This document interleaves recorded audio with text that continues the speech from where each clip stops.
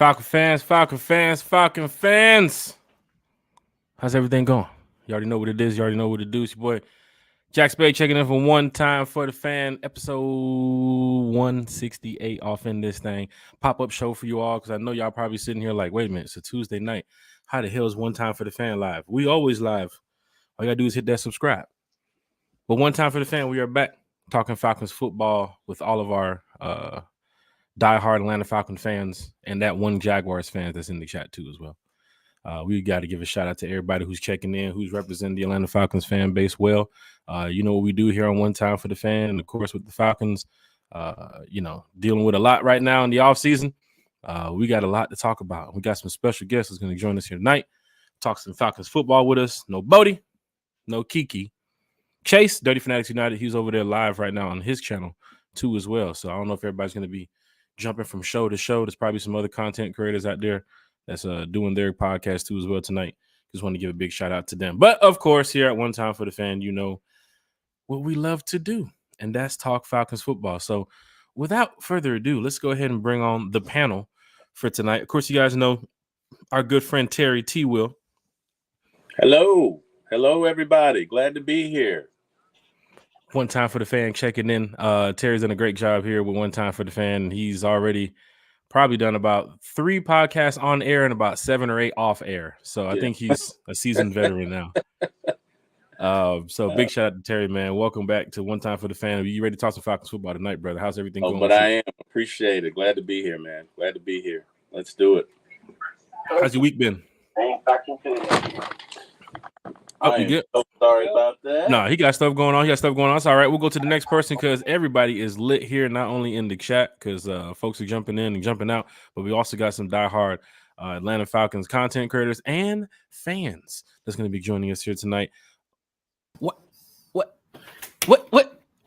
in the world, bro? What in the world, bro? What's going on with you, man? What in the world, bro? Big Little Country Sports is here too. What in the world? What's going on with you, bro?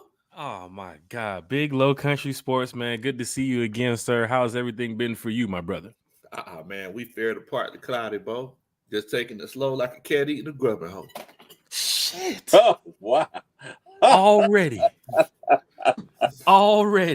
Falcon fans in the chat, hit that like, hit that share, hit that subscribe, not only to Big Little Country Sports, but of course our next podcaster here too as well. Artist out here in the city making a name for himself. Not only that, but this young brother is a he's having sound problems, so we'll get him in a second. We'll go to our next special guest, diehard Atlanta Falcon fan who's been repping the Falcons not only in Atlanta but outside of Atlanta. So when I tell you about, we bring people here to the podcast to talk Falcons football, it's great to have a young brother like Mateo with us talking Falcons football too as well. Mateo! Oh, what a good brother. Falcons all day, baby. Yeah, I'm here to rep. You know what it is. First time ever. I'm Falcon ready. fans in the chat. Let's talk some football. Hit that like, hit that share, hit that subscribe. Mateo is here joining us talking Falcons football. And Mateo, we talked Falcons football for about 2-3 hours the other day. It was like back and forth going over the team and the coaching staff and country. Terry, every time we always talk Falcons football, it's always for like an hour or more for some strange reason. I don't know what's going on. I know, man. My boss hates you. My boss said, wait a minute, you been talking to Jack again? You're number now. Like, hey, man, that's how it is, man. Man, I just tripping. Mateo, it's great to have you here on the podcast. Yeah, Jack, you do a lot, I'm always tuning in, boss man. That's what's up. We appreciate it. You do a lot for the Falcons community as, not only admins, a lot of these groups too as well, but you're a graphic designer. So you've put out a lot of some creative memes for Falcon fans to like, share, and pass around. Plus, you're just a diehard fan to where you've seen the team lose and you've seen the team win, and now you want to get this team back on track. So Mateo, how has your week been? And what's going on in your world, man? Once that Super Bowl ends, I'm ready for the next season. So I'm ready to get this. Like, it's crazy because, in the summer, we're always worried about the draft, the offseason, who we draft, and everything, who we play free agency and things. I'm ready for that, especially with, Rich McKay kind of the team kind of picture, but the business side, I'm trying to see what Terry really does now. So let's get it popping. Falcon fans, you hear an intro like that from Mateo, he's already excited to talk Falcons football. He forgot to tell y'all how his day went. He's already ready to talk about Raheem and Terry and everybody. And I'm sure this next special guest is always ready to just talk. Got off of work, I already know you're ready. Because we were talking Falcons football for almost, like I told you, 2-3 hours yesterday and today. You know what I'm saying? So it's always good to have you here, Mateo. Our next special guest, diehard Atlanta Falcons fan, artist too as well, out here in the streets of Atlanta, holding it down, doing the best he can to represent the fan base. And I think everybody needs to listen to this young brother coming on next, because this is his first time to the platform, just like Mateo. His first time to the platform representing New Millennium Falcons. The podcast is making some noise out here in these streets, man. My boy Fleek is in the building. Yes, sir. What's going on? Keisha, Alicia, Tara, Fleek. Yeah. What's going on, Fleek? What's up, man? Hey, chilling, dog. Chilling, ready to talk some Falcons football, man. How y'all doing? Oh, man. Feeling good, feeling great. We have some Falcon fans here on the podcast chat that I know y'all are ready to talk some Falcons football. So, Fleek, how's your week been going? I mean, this is your first time here to the podcast. How's everything going over there with New Millennium, what you guys got going on? And just tell us a little bit about yourself, brother. Pretty good, man. Can't complain. I mean, it's Tuesday. Lord woke me up this morning, you know what I'm saying? Can't complain. Appreciate you inviting me on, man. I'm glad to finally be on here for the first time. I knew when that offseason hit, I knew it was time for it to roll back. So I was ready to contribute. But as far as me, man, I just, I'm an artist, like you said. I'm from Atlanta. Y'all know me from the New Millennium Falcons podcast, which we have come back. We've been posting podcasts, just the audio versions on Spotify. But we are looking to make a full comeback pretty soon. But Hunter and I have been holding it down on Spotify. So you can still follow us on Twitter at NM Falcons on Twitter. And who's the whole crew? Give a shout out to the whole crew while you're here, man. Hey, man, Hunter, Savion, Trey. Yeah, I'm sure y'all have seen these characters on the timeline. So I did a podcast with, I think it was Out of Your Falcon Mind, and Trey jumped on, and then that's when I met Savion, and then we invited Savion over here to this podcast, and we had a 2-hour conversation, a great conversation talking Falcons football. And Savion is always out here representing the Falcons, and he's doing a great job in the community too as well. But I think you guys have Damsky too as well. Yes, he was the creator. He's the originator. Nice. We're going to try to have him on a lot more this season, too. I know he was missing a lot last offseason, and I know he's really our main – well, we have a few draft guys, but he's our main draft guy. So I'm ready for him to come back, because I know these offseason conversations about to be crazy. Falcon fans, it's lit. It's going down in a major way. Hit that like, share, and subscribe button to not only a lot of the content creators here on the panel, but we also have some Falcon fans here too as well. Probably some content creators in the chat too as well. So if you see a comment on the screen from a content creator, give them a shout out when you jump on their podcast too as well. The Super Bowl is now over, so now it's time to get back to the nitty gritty. We're gonna go around table here. Terry. Yes, sir. I don't want to talk about Taylor Swift and Usher, even though, Usher did put on for the A. He did a good job. He did. I brought the word to the A, baby. I brought the word to the A. Hey, we got to go over the A, baby. What is it going to take, Terry, for us to get back to the Super Bowl? Oh, boy. That is a question. Well, first and foremost, we're going to need a quarterback. I think we have a lot of the infrastructure in place. Again, I like that the defense took, I think they ended up at 15th, but most of the year they were around 10th. Great defense. This is without a pass rusher. So you add a pass rusher into that mix, you go and get a steady quarterback. You don't have to get a world beater, just a steady quarterback. And I think we can make some noise. I think maybe a year or two under Raheem. And I think we're in very good position to get there. Guys, we have weapons on offense. Even if we lose Kadero Patterson, even if we lose a couple of guys, we have at least 4 or 5 weapons on offense that can do different things, right? You got Bijan, you got Algier, you got Kyle Pitts, you got Drake. That's 4 right there. So you get a quarterback who can distribute the ball. Let's run with some conviction. I'm not saying we're perfect, but I think we're a lot closer than people think. So to me, we got our new offensive coordinator. Let's let him get in, do his work. Get some guys up. From my understanding, he does great work with quarterbacks and receivers. What was the guy with the Rams? Nakua? Was that his name? Nakua. Yeah. Near rookie of the year, right? I don't know if he won or not, but he was Rookie in the wide running. receiver? Yeah, for the Rams. Mm-hmm. That was our offensive coordinator working with him. Don't forget about Cooper Kupp too, as well. What he did over there. Yeah, with the Rams. Exactly. So again, we get this offense going, and we've got coaching staff to do it.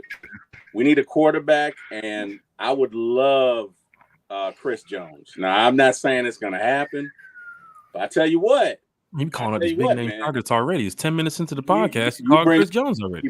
You bring Chris Jones in here, and I think it changes the conversation. Let's not forget, you got Grady coming back, right? You got Anyamata. Is that his name? Anyamata? We can butcher names here. It's okay. Just say the number if you don't know the name. Just say the number. There you go. Right. But I think they only played together half the season because Grady went out, and then Anyamata got hurt. So those two together made a difference in the run game, right? You add them. You add Chris Jones. Let's bring back Calais Campbell just for the hell of it, and let's see what we get, boys. So I think we need a few signings, obviously, and I think we can do that because we have some coordinators and we have a coach with cachet that people want to come and play for. We got Terry cooking. Terry showed you what he could do last year with the free agency. So I think we're going to do some good things. Do I think we'll get to the Super Bowl this year? I don't know, but I definitely think we'll make the playoffs. And I definitely say within the next 4 or 5 years, we get to a Super Bowl. So that's how I feel about it. That's what you want to hear, Falcon fans. So big shout out to Terry T. Well. Fleek, if you can follow up on that, we'll get to Mateo and then Country. I'm sure you're going to round out that segment pretty well with what you're going to say. So, Fleek, how do you follow up on how did the Falcons get back to the Super Bowl? What do you see from Fleek's eyes of what can the Falcons do to get back to that Super Bowl? I mean, a lot of what Terry just said, to be honest. I mean, first you got to secure that quarterback position. Whether it be in the draft, whether it be in free agency, I'm sure we'll talk about how we would like to see it done. But you got to be stable there. Like we've seen with this last regime, these last few seasons, you can't just roll out there with like mediocre quarterback play and expect to win games. We couldn't string together wins. We couldn't show up when it mattered. And, scheme what it was. But a lot of that fell on the quarterback position. So I feel like if we're going to see any success, you got to get that position right to begin with. I think Zach Robinson is a huge piece of it too, because if he hits, right, if he's one of those guys that comes from that McVay tree and is one of the next up-and-coming great offensive minds in the league, like people say he could be, then we're in good position because, as y'all said, we have Bijan Robinson, Drake London, Kyle Pitts, who seems to be forgotten sometimes. Yep. Right? The value of these guys just jumped exponentially, right, in my mind. So piece that together, add an edge rusher, a dominant edge rusher. We need a guy that can disrupt the game. We need a guy that can end the game, to be honest. Because as good of a defense as we had last season, towards the end of some of those games, it was a little soft. And you were one sack away from the playoffs. One sack from Dobbs or Murray on a couple drives with Will Levis. Could have got him down and end the shit. Yeah. One alpha edge rusher could change the whole thing. So I think you address that position. I mean, man, we're pretty tight. You know what I'm saying? I mean, I know there are a few spots that we could address depth, like you want to address depth at linebacker, but just as far as like the 11 guys is going on the field each and every game, we're pretty close in my eyes. You know, if Raheem can come through and be the CEO of this team the way that we think he can, the way his colleagues talk about him is crazy. The way his former players talk about him is amazing. So I have high hopes for Raheem here, and I hope Terry right. I hope we win the Super Bowl in the next 5 years. I don't want to put expectations on a first season, but I do feel like we'll be in the playoffs. Mm-hmm. I really believe that. Agreed. You've been close enough to where you've had years 1 game away, 2 games away, down to week 16, 17. You know you still have a fighter's chance of making the playoffs, even when most of the NFL counted us out. So Raheem does have a well put together team, and he's going to get a chance to even add to that. But now is the chance, like what Fleek is saying, what Terry's saying. They do believe that this could be the playoff year because you've been so close. Mm-hmm. You've been so close, and now you brought in as Arthur Blank said, the right guy for the job. This seems to be something that fans can really build off of going forward because it's been 6 years, 7 years of not making the playoffs. Yes, sir. Yeah. I don't want to be in this position no more. I watched that game the other day and I said, damn, I want to be back in. Falcon fans went to Vegas just because it's Vegas. Mm-hmm. Yeah. Falcon fans went to Vegas because it's Vegas, and we weren't even playing. I got a question for you. Come on. I got a question for you. And then Mateo, what's up? Go ahead, Terry. I got a question for all of y'all, for the whole panel. I know what they said on the show as far as who the MVP was. But fellas, let's keep it real. Y'all watch the game. Who was the MVP of that game? Country? Well, Chris Jones was affecting every other play defensively. Thank you.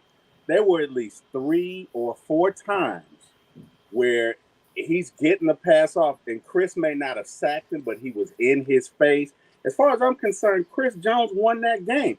When they're going down, the reason they kicked that field goal was because on 3rd down, Chris Jones is in his face, and he did that 2 or 3 times. Chris Jones is the MVP. That's what we need on the Falcons. We need a guy like that. We need a guy that's, you know what? It's 3rd down. It's 3rd in the mortgage. It's 3rd and we going home. It's 3rd and we got to hear some more crap from Saints fans. We need somebody who can get in there. I don't want to hear excuses. We need somebody that's a dog. Dog. D-A-W-G, dog. That's what we came from need. University of Georgia. That's what we need. And I didn't mean to cut you off. I'm sorry. But it just kind of, I'm not going to say it irritated me because everybody knows look, when they lose, the quarterback gets too much blame. When they win, the quarterback gets too much blame. And no disrespect to Pat Mahomes, he was great. But he was not the MVP of that game. He was not. If you want to be honest, the defense won that game. The defense won that game. So, we need that. We need a Chris Jones. Or we need a Chris Jones lookalike. Or a Chris Jones impersonator. Shit, not a lookalike. That's the guy we need. You know what I mean? Not the imposter. We need him. What did that guy say to him in that interview? You or him? We need him. We need that guy. You give me that guy, it don't matter who you got. Well, okay, I'm not gonna say that, but you can win with a game manager if you got some dogs on defense. That's what we need. And I'm sorry, I couldn't hold it, so I'm gonna be quiet. That's why we have you here, Terry. That's why we have you here, because when me and you talked on the phone for the first time, it was almost a 3.5-4 hour conversation. So when it comes to Falcons, we can do this all day. Mateo, we talked the other day about what the Falcons can do to get back to the Super Bowl. You're a diehard Atlanta Falcons fan. What can the Falcons do, in your opinion, to get back to the Super Bowl?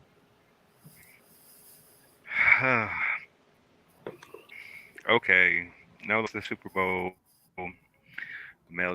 The biggest thing I know on this team is consistency and also finishing strong. It just seems like whenever we start games now, we start off so slow. We don't show no competitive heart with energy.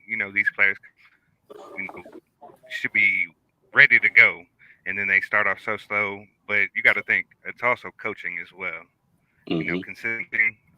Arthur Smith been here 3 years, and like the coaches before that have longer resumes with the Falcons. Now we're going to a totally different new brand, and if youth and Raheem Morris, I feel he would definitely light a fire under these young guys' butts. For real. Like more than these, I feel Arthur Smith, he was kind of that soft-spoken coach. He hid behind his FedEx wallet, and I feel like Dan Quinn, he was a good defensive coach, but he was just real soft-spoken. So the press conferences I've seen from Raheem, he's bringing energy. You know what I'm saying? I feel he's ready for this role again. He's been here before.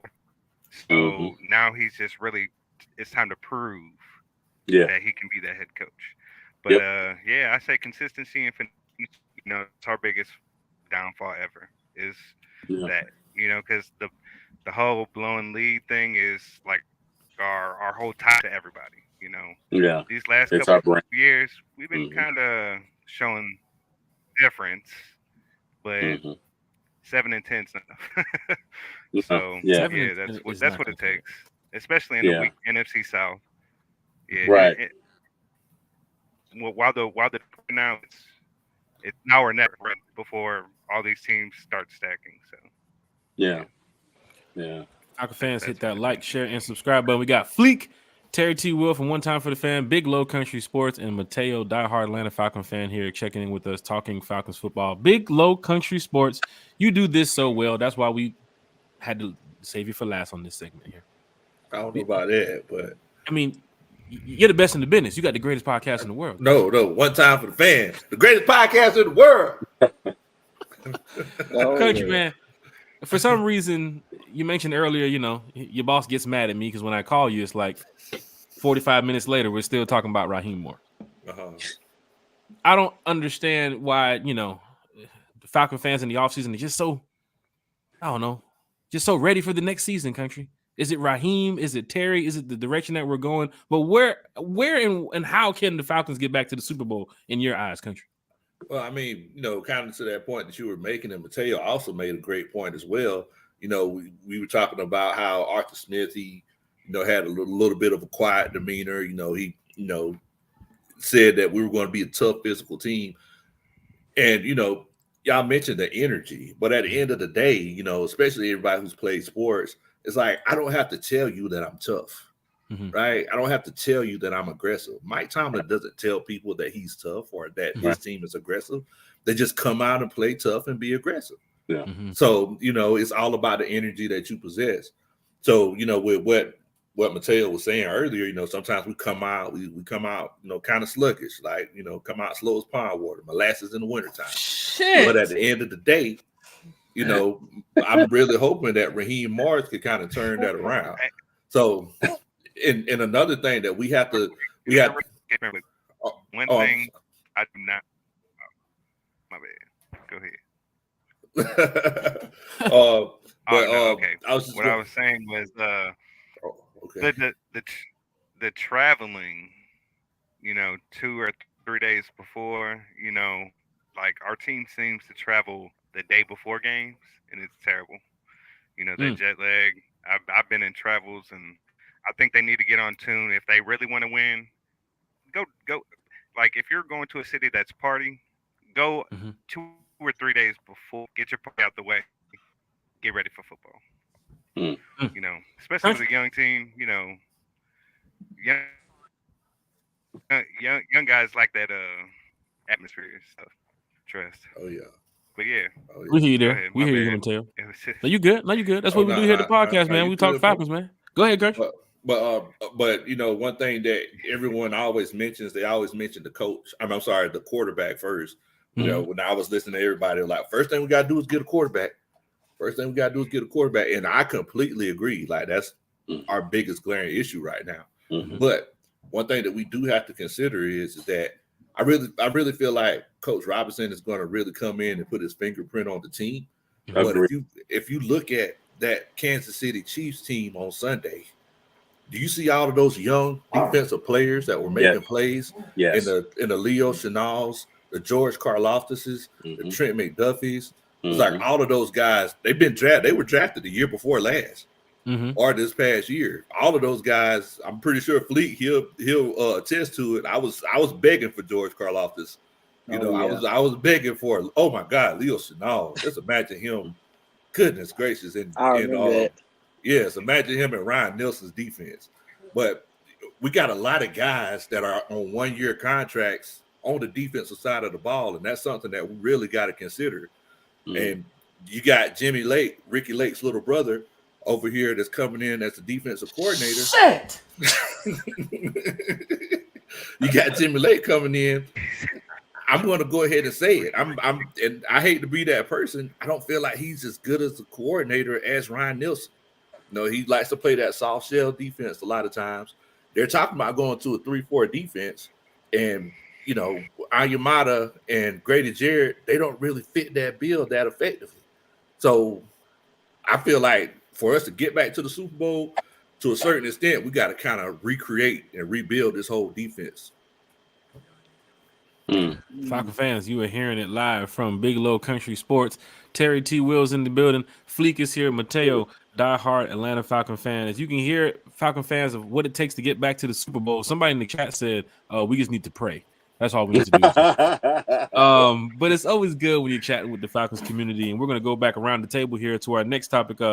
Fleek, a lot of talk in the NFL, man. Yes. Right now, somebody just mentioned that the Steelers, rumors, speculation going on right now. Sources. A lot of the sources are starting to come out. Pittsburgh talking about they want a quarterback. Sean Payton the other day mentioning if they want a guy in the draft, they're unconcerned about moving up to go get him. They don't follow the mock DNA. They don't follow the NFL van. If they want to go get a guy, they're going to go get their guy. The Raiders, other teams talking about they want to move up, get their guy. The Steelers said they're going to bring in competition for Kenny Pickett. And got other NFL teams that we know need quarterbacks right now, what they can do in the draft. But what NFL news are you hearing, Fleek, that could shake up draft night or could shake up the offseason before the draft hits? Well, I think the biggest question of the offseason in the NFL is what is Chicago going to do with the first pick and with Justin Fields? Because that directly affects so many teams, because there are a lot of teams that need a quarterback right now. And there's a quarterback coming out of that scenario, whether it's Justin Fields or most likely Caleb Williams at number one. So that's going to set everything off. I will say, it also is going to have to be a very aggressive offseason for a lot of teams that need a QB, because there aren't many proven guys on the market right now. I mean, you have Kirk Cousins, who's coming off that injury, and I don't know if the rumor is true, but we're talking about rumors right now that he might want like 2 years, $90 million. I don't know if I'm willing to do that for Kirk Cousins right now. That's pretty steep for 35-year-old quarterback coming off that type of injury. Scott Kursick mentioned the other day on the podcast, we did a panel, quick fleek. He mentioned that Kirk's team probably threw that out just to shake up the NFL a little bit. That might not be the correct number, but just to throw it out there. And then, of course, dancing at the NFL honors, showing teams, hey, my hamstring is good, the Achilles is good. So I see what you're saying, Fleek. I see what you're saying. Yeah, like hopefully that was just some bull job put out there. But how aggressive are you willing to be is the main question. And I don't mean to keep being so quarterback QB centric, but it's just the severity of the issue for the Falcons right now is pretty steep. So I don't know if people are gonna like just how aggressive Terry might have to get to go get a quarterback. And I don't know if a lot of people have realized that, but it's a lot of competition out here. So I feel like the thing that's going to shake up the offseason the most is the first domino to fall on the QB market. That's going to set off everything. And that doesn't necessarily have to be Chicago. That could be Minnesota re-signing Kirk Cousins. Okay, now we know that's probably one less team that's looking for a QB right now. Right? The first domino to fall is going to set everything in motion. Country, going back to you before we go around to T1 and Mateo will finish up this segment here. And if we talk about this all the time, Country, I've called you and said, man, do you see what the Bears possibly could be doing with Fields or the number one pick? And they can keep Fields and trade the number one and get so much value. They're sitting at number 9 and they control the NFL right now. Like everybody's waiting on the Bears. What are the Falcons going to do when they get that pick from Jacksonville? Like the moves that they could make. Steelers, Raiders, all these teams. And you heard what Fleek said. There's not that many quarterbacks available. I mean, go look at the free agency list for quarterbacks. Go look at the draft. Everybody's going to be fighting to get one of these top-tier guys, and somebody's going to be left out, just like when it came to the head coaches. So, Country, the news we've talked about all week and last week, but what NFL news you think can shake up the offseason, either when March hits or the draft? I feel like whenever the Vikings trade up or try to trade up for Jaden Daniels, I feel like that might shake up the offseason. It's been reported that Justin Jefferson wants to play with a big time quarterback. They said he really loves Lamar Jackson, and Jaden Daniels is like the most Lamar Jackson-esque quarterback that's going to be available, and he's an LSU guy. Mm-hmm. I feel like that might shake the league up. As far as the Falcons, I feel like it might shake things up. I don't know if y'all heard the rumor today about Hassan Reddick. I could definitely see that happening. Falcon fans, hit that like, share, and subscribe button. Terry T. Will. Yes, sir. Raiders possibly could be involved somewhere during the offseason trying to get their guy. I mean, when I heard Sean Payton the other day with Denver mention, to NFL Network that, of course, they're probably going to be moving on from Russell Wilson.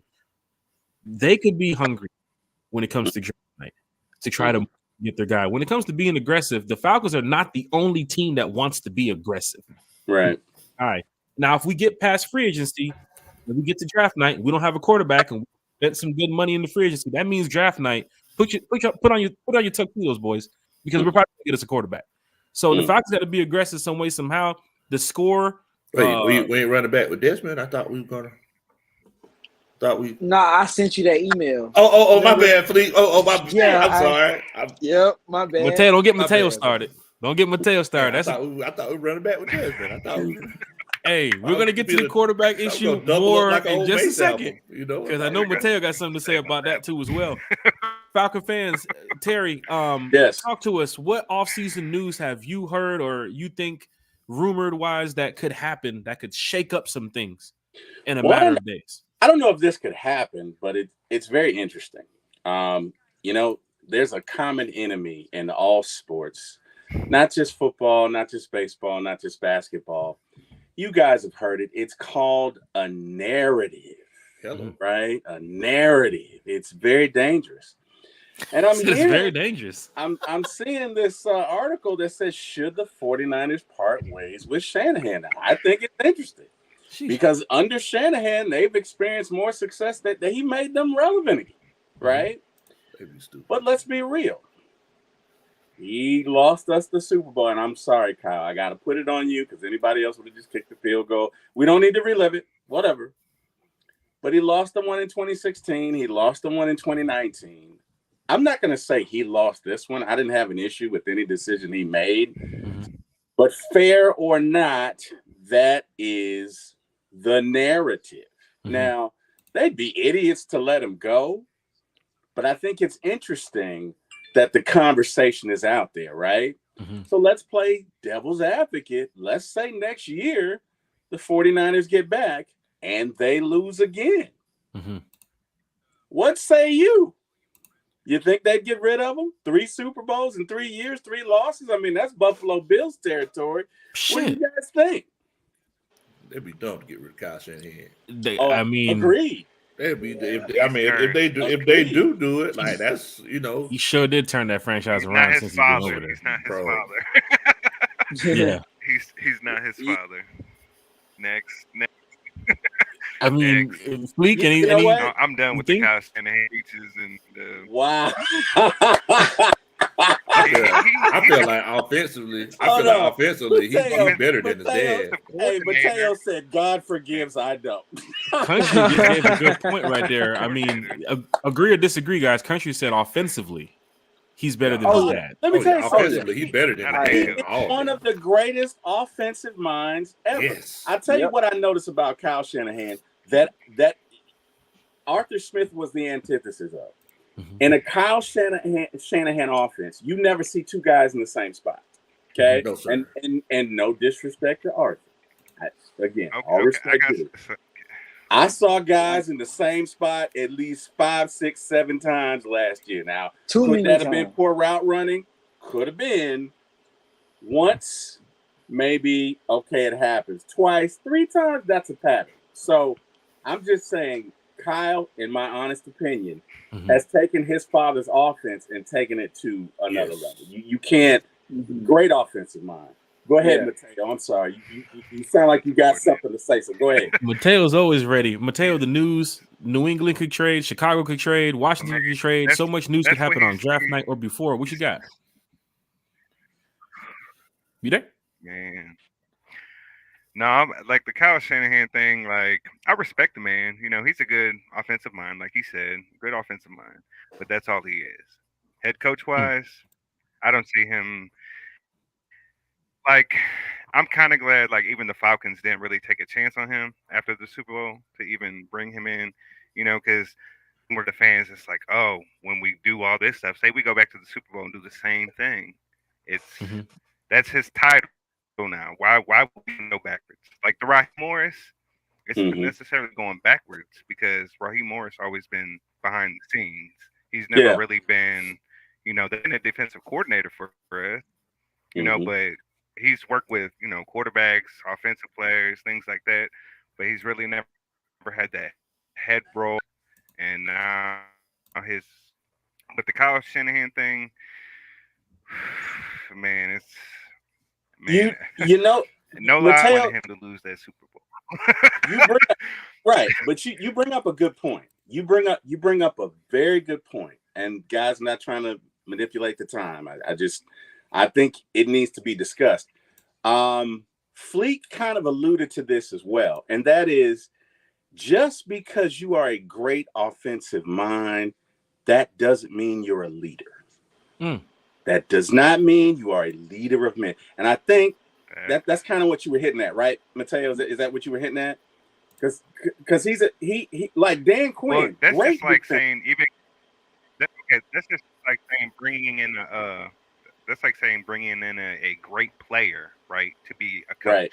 Like imagine Tom Brady being a head coach. You know, correct. He's the greatest quarterback, but does he really know all around football? Correct. You know what I'm saying? Correct. Like that's what we need, an all around guy. Raheem has the resume. No, I'm with you 100%. I honestly think that was Dan Quinn's problem because there's a difference between number 2 and being number 1. I mean, come on, fellas. Y'all know what it is. We've all been number 2 before. You know where I'm going. And Dan Quinn took it upon himself to try to play both roles.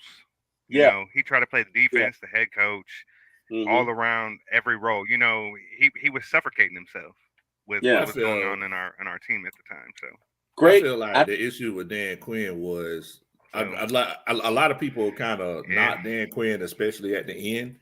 But I feel like Dan Quinn was just, unfortunately, he suffered from the mishaps of Thomas Dimitroff. Like if you look at like how terrible that roster was and how top heavy the roster was when it comes to salary cap, it's like, think about this, guys. We had what's the old boy name, the cheerleader that played defensive end? What was his name? No, not him. Vic. I'm talking about the undrafted guy that we had starting defensive end for like 3 years. Not Stephen Means. Stephen Means, yeah, Stephen Means. Oh, God. Cheerleader. Oh, I forgot. He never did the practice squad professional. But from my understanding, Dimitroff was shopping for whatever coach he worked for. Is like Dimitroff was like, "You want him? Okay, I'll get him." That to me was, that was the way they did it. So you have to. Who was the coach at the time he was drafted? Yeah, but I understand that he was going for a specific archetype, but I'm talking about that contracts for the people who are already on the team. So whenever you talk about Julio Jones being a Falcon for life, right? Okay, giving him $20 million plus deals, and, right? That was a mistake. Things like that. Yeah, that was a mistake. I mean, and like whether we want to admit it or not, like the way we handled Matt Ryan was a mistake. It was a mistake. But so it's like things like that. Really, I mean, because look, Matt Ryan's contract came off the books. Oh man, we got Calais Campbell, we got Bud Dupree, we got Jesse Bates, we got all these guys coming in just from him coming off. Well, him and a lot of other people coming off the salary cap. I think the worst mistake was hiring. What's his name? Who was the offensive coordinator that took over for Kyle? Steve Sarkisian? Oh, was it Cutter? That was his worst. Cutter. Well, Sarkisian came in first, and then Cutter came in at the end. No, I'm saying hiring him after Kyle Shanahan. After Shanahan left, right? You had a specific window, right? And let's be real. Shark, wasn't it? Shark. You said what? Sarkisian. He's talking about Sarkisian. You got Sarkisian. it. Yeah. Shanahan got the most out of Matt Ryan. Matt Ryan had the best career of his life under Shanahan. You really needed somebody to come in who understood that offense, who could also push that, and you didn't get that. Okay, your defense. Let's be real. The year we went to the Super Bowl, your defense was crap. Now it got better 2017, but your offense took a quantum leap back, and you could put that squarely on the shoulders of the offensive coordinator. So to me, you had a window of maybe 16, 17, maybe 18. And at that point, you were done. You didn't capitalize because you hired the wrong offensive coordinator. It doesn't make it right. That's just my opinion. I mean, but you think about it, it's like that's like calling in J-Lo to sing a song that Ashanti was supposed to sing. It's like who's not J-Lo. Yeah, I mean, like who's Why gonna? would you pick a studio artist? Like, come on, man. I'm just saying, who's gonna come in? You said I'm about to say Janet Jackson. You said J-Lo. I mean, I'm saying it's like somebody with some vocals. Don't that's what I'm saying. That's what I'm saying. It's like, it's like she can't say, But I mean, it's tough because the way Kyle Shanahan. I'll take Jay. Stop playing. the way Kyle Shanahan had that offense running, it was on a whole nother level. It was, and that's my point. My point is, if you're going to replace him, you either needed Kubiak, right? You needed somebody directly from that tree that understood that offense. Yeah, because then, and maybe you don't set the offensive records. But we didn't need that much to beat Philadelphia that year. We really didn't. That is true. Right? We could have gone back to the Super Bowl and got some revenge. We couldn't get past them. So, whatever, guys. I just think, damn, he said it again. Okay. He's in the chat live with it. He said it about 4 times now. He is really.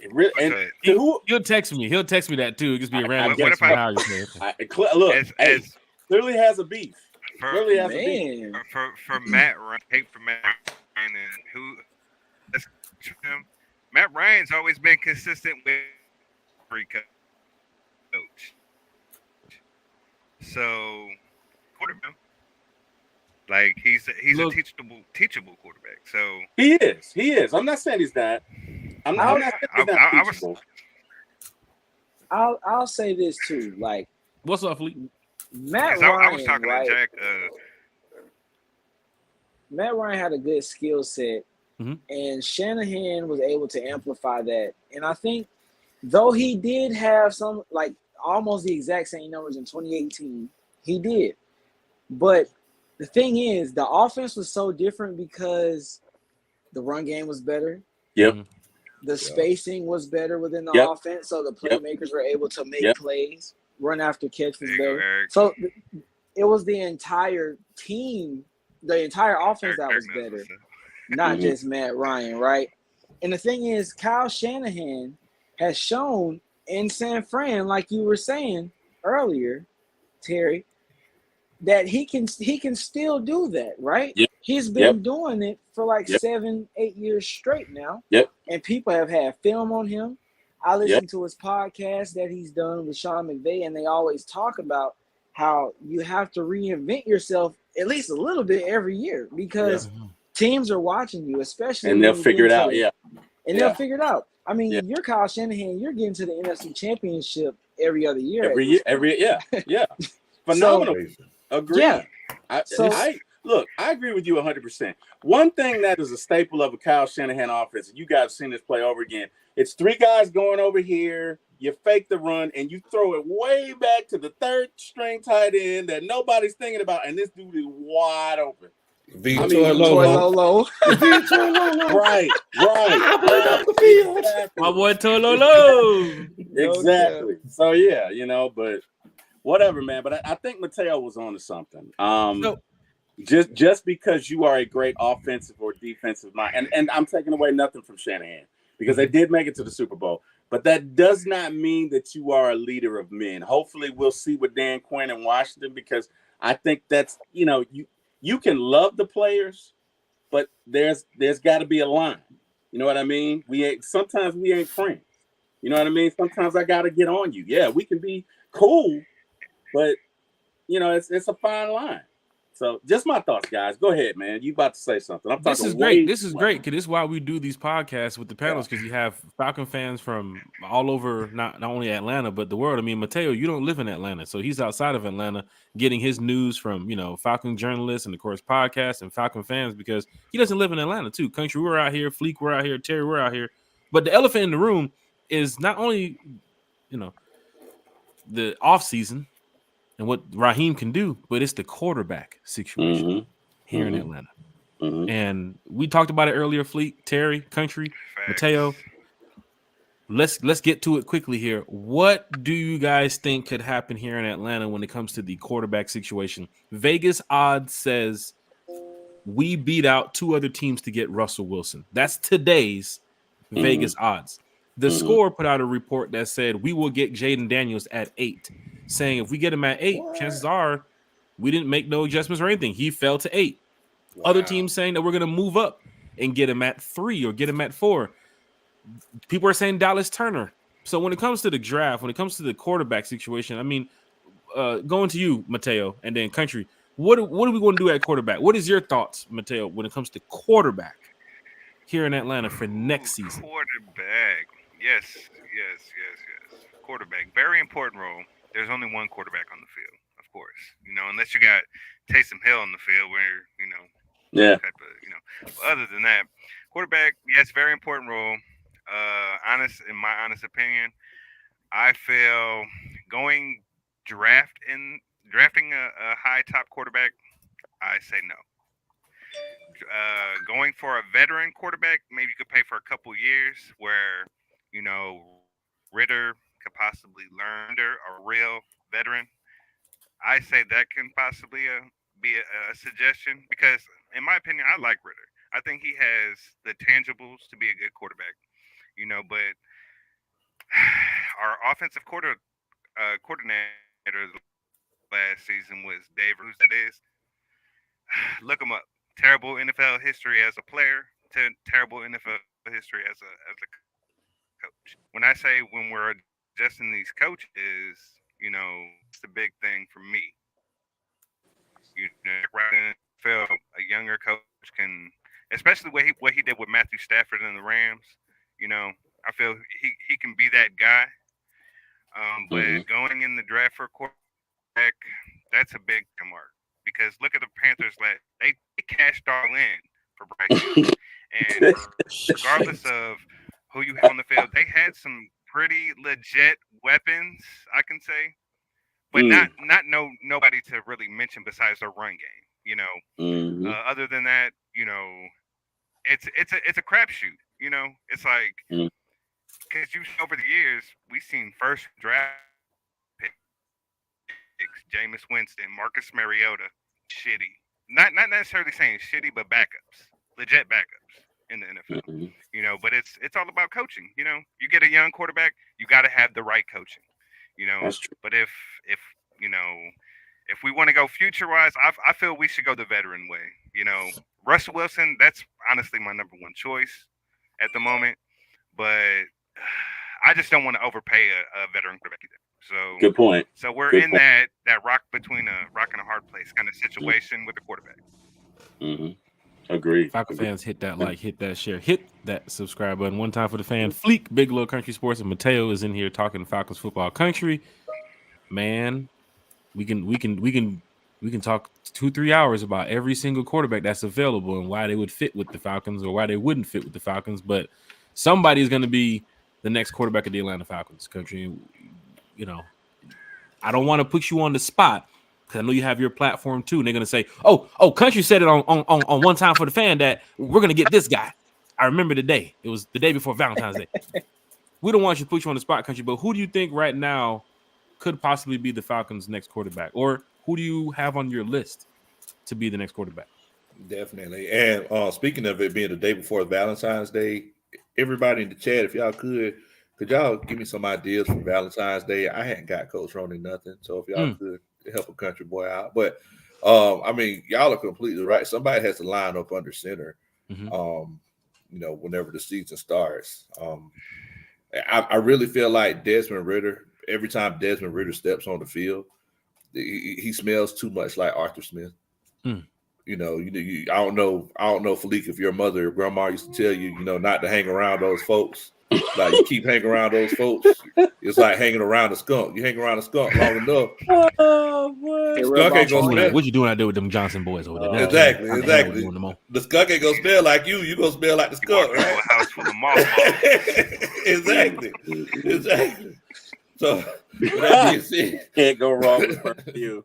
Yeah, get the perfume, country. Oh, okay. That sounds like a plan. Oh boy, That's true. Boy, I had to go to the oil bar, but sheesh. But yeah, with that being said, I definitely, and Desmians, please don't jump on me by me saying this. I definitely don't feel like Desmond Ridder is going to be the starting quarterback for the Atlanta Falcons next year. Probably never again. I know that Terry Fontenot and Raheem Morris said that they want high processing guys. Until he wins. Hey, I mean, he can live in Atlanta. He'll win one of the What country said he can live in Atlanta if he wants that damn shit. Atlanta as long as he wants to. We full, but yeah, I mean, he can find stay. a spot. Yeah, we got that love for you. But God, oh boy, that's one thing you don't do as a third rounder. They're gonna get a Super Bowl out of me. Fuck, why did you say that? Why did you say that? You know the agent probably over there to the side. Like, why did you say that, Desmond? Hey, Russell Wilson was a third rounder. Can we go back? He never said they're gonna get a Super Bowl out of him on his draft night either. Yeah, well, hey, you know what? Well, hold on. I'm sorry. It's Flick's turn. Let me shut up. No, Country talking about still on the quarterback. Yeah, and then I'm sorry. Go ahead, Country. My bad. No. You good, brother. You good. But basically, I was going to say is that Raheem Morris and Terry Fontenot said that they want high processing guys. I feel like after watching that game in Carolina last year, we could tell that Dez just ain't a high processing guy. Shit. Yeah, we all see that. Wait, it's not a joke. We was right there. It's not a joke. We're not bashing him. We was eating like a family. We were eating like a family. Right here. We was all together. Oh, wait a minute. Flick was there too as well. Me, Flick was there too. Yeah, out of your fucking mind. Uncle Steve was out watching the game. Was like, what did happen? So at the end of the day, I feel like Desmond Ridder is a Nokia 2500 and another quarterback is a. Hey, we shutting this shit down. You ain't said a Nokia 2500. Said a Nokia 2500. We went to the wireless comparison. Wow. I just don't feel like he's a high processing guy. I'm just saying. This man just called Desmond Ridder a Nokia 2500. I don't feel like he's a high processing guy. That's all I'm saying. I don't feel like he said hold up. He said that. He said it was not me. I didn't say it. That was not me. I did not say it. I'm just saying, like, I don't feel like he's a high processing guy. I'm just saying. Kiera, wherever you are, he said it. It was not me. Hey, I did not say that. Oh, hey, man. I'm just saying, Oh, man. I'm hoping that the next quarterback is a Apple iPhone 14, but unfortunately, said no. Oh my God! Oh, so with that being said, and the crazy thing is, I was wrong, guys. Like I made a whole video saying that I feel like Desmond Ridder is going to be the guy. There's no need to worry about it. Y'all see what my brother said? Desmond Ridder is a Nokia. Then Justin Fields is a Motorola Razr. Okay. Oh wow! Now we're gonna get some people talking here in the chat. Please, the elephant in the room. The shots are being fired tonight. It could be 2 names, 3 names, 4 names. What is your list? Let's get into some new millennium Falcons talk here. What are they talking about in your chat? I want to be a fly on the wall in y'all chat because I got some great minds over there. So who is the guy that you guys are saying? Bring him here. Let's win now. And before you get to this, Fleek, I want to say, if Russell Wilson is truly available, the stats that he put up last year probably would have had us in the Super Bowl. But go ahead, Fleek. Who you got? So for me personally, right? I'm looking at upside. Mm-hmm. But that's a personal thing. I'm always looking for upside, especially at the QB position. I don't want nothing going down. I don't want no failing stocks. Mm-hmm. I want stocks going up, right? Mm-hmm. So in my chat, we're mainly talking about the young cats, right? Mm-hmm. Not that we don't want a veteran, not that we would hate a veteran. Mm-hmm. But if you can get one of those top 3 guys in the draft, I feel like they are plug and play and can win now as well. And let me tell you why. Mm-hmm. It's because our situation. Our offense, to me, miles ahead of what Carolina gave Bryce Young last year. Mm-hmm. Like, miles. I mean, even starting up front at the offensive line, like, miles ahead of Carolina. I'm not afraid of a good processing rookie. Mm-hmm. Good processing. That's what it's about for me. Mm-hmm. Whether that's Russell Wilson, whether that's Jaden Daniels, Drake May, which I see a lot of people don't like Drake May for some reason, and I don't understand why. That's my guy. If you're moving up for anybody, it's Drake May. That's my guy. It's Drake May. That's what I said too, right? So I think for me, it would go a top 3 QB in the draft. Mm-hmm. Caleb, Drake, Jaden Daniels. Mm-hmm. Then I'm looking for competence, which I know for a fact Russell Wilson is going to be competent plus. Mm-hmm. You know what I'm saying? He's going to give you more than competence. Mm-hmm. Kirk Cousins may do that as well if he's available. He probably will. But the injury scares me. That's age too. Age scares me.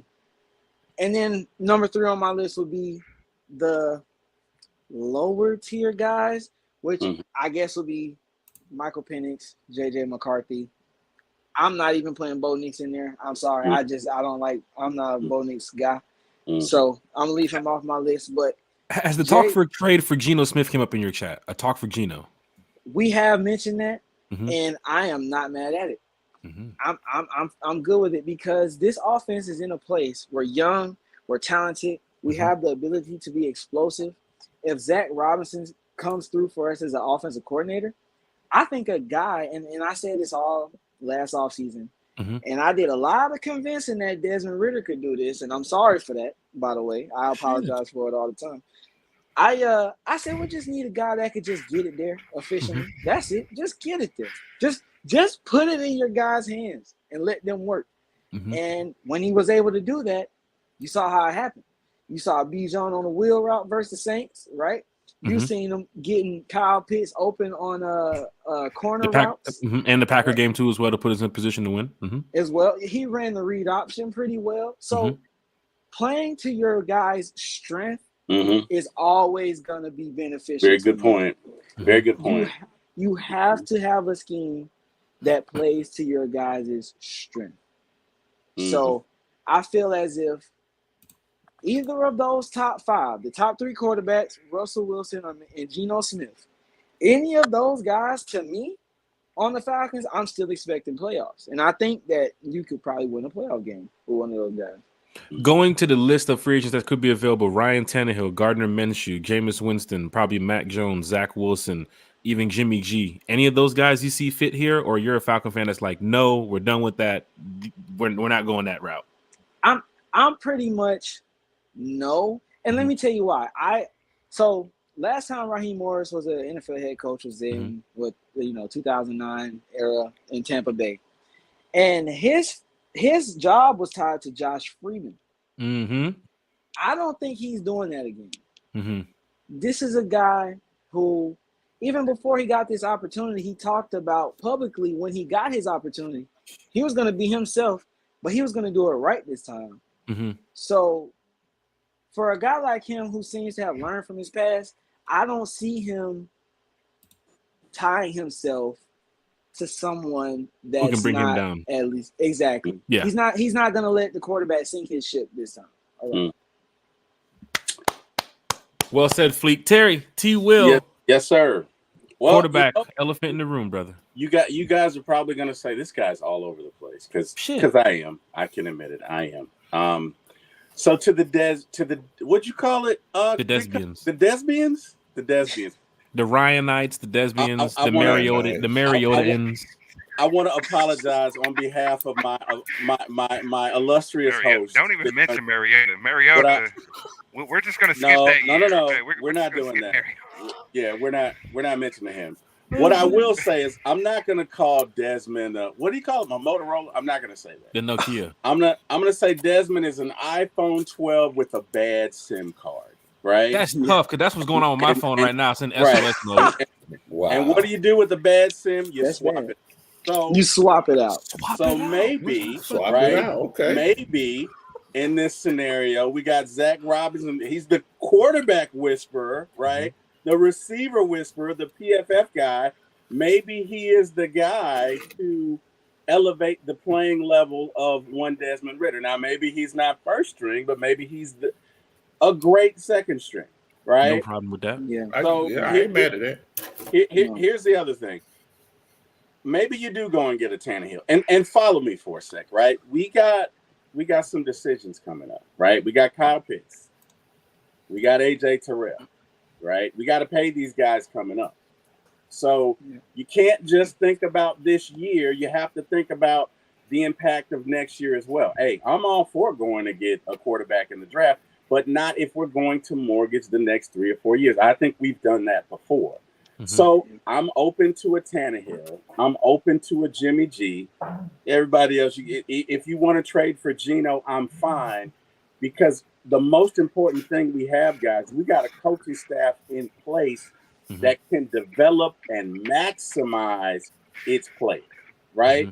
My daddy told me a long time ago, son, a good coach can take his team and beat your team.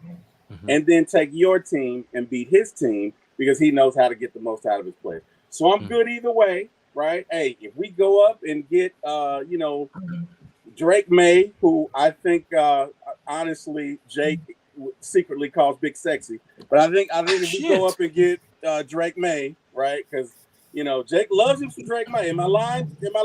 Am I lying on you? Drake, you love him some Drake, right? So Terry, basically, like the term we use for that is he get naked. Get naked. Right. That's how I was getting ready to say that. I wanted you to say it, Country. I was waiting for you to at least jump in somewhere, but yeah.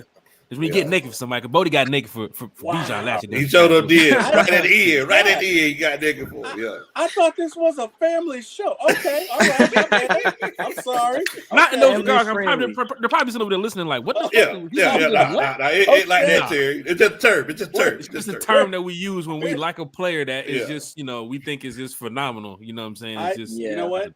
As the young folks say it, I feel the need to pause. Okay. All right. Pause.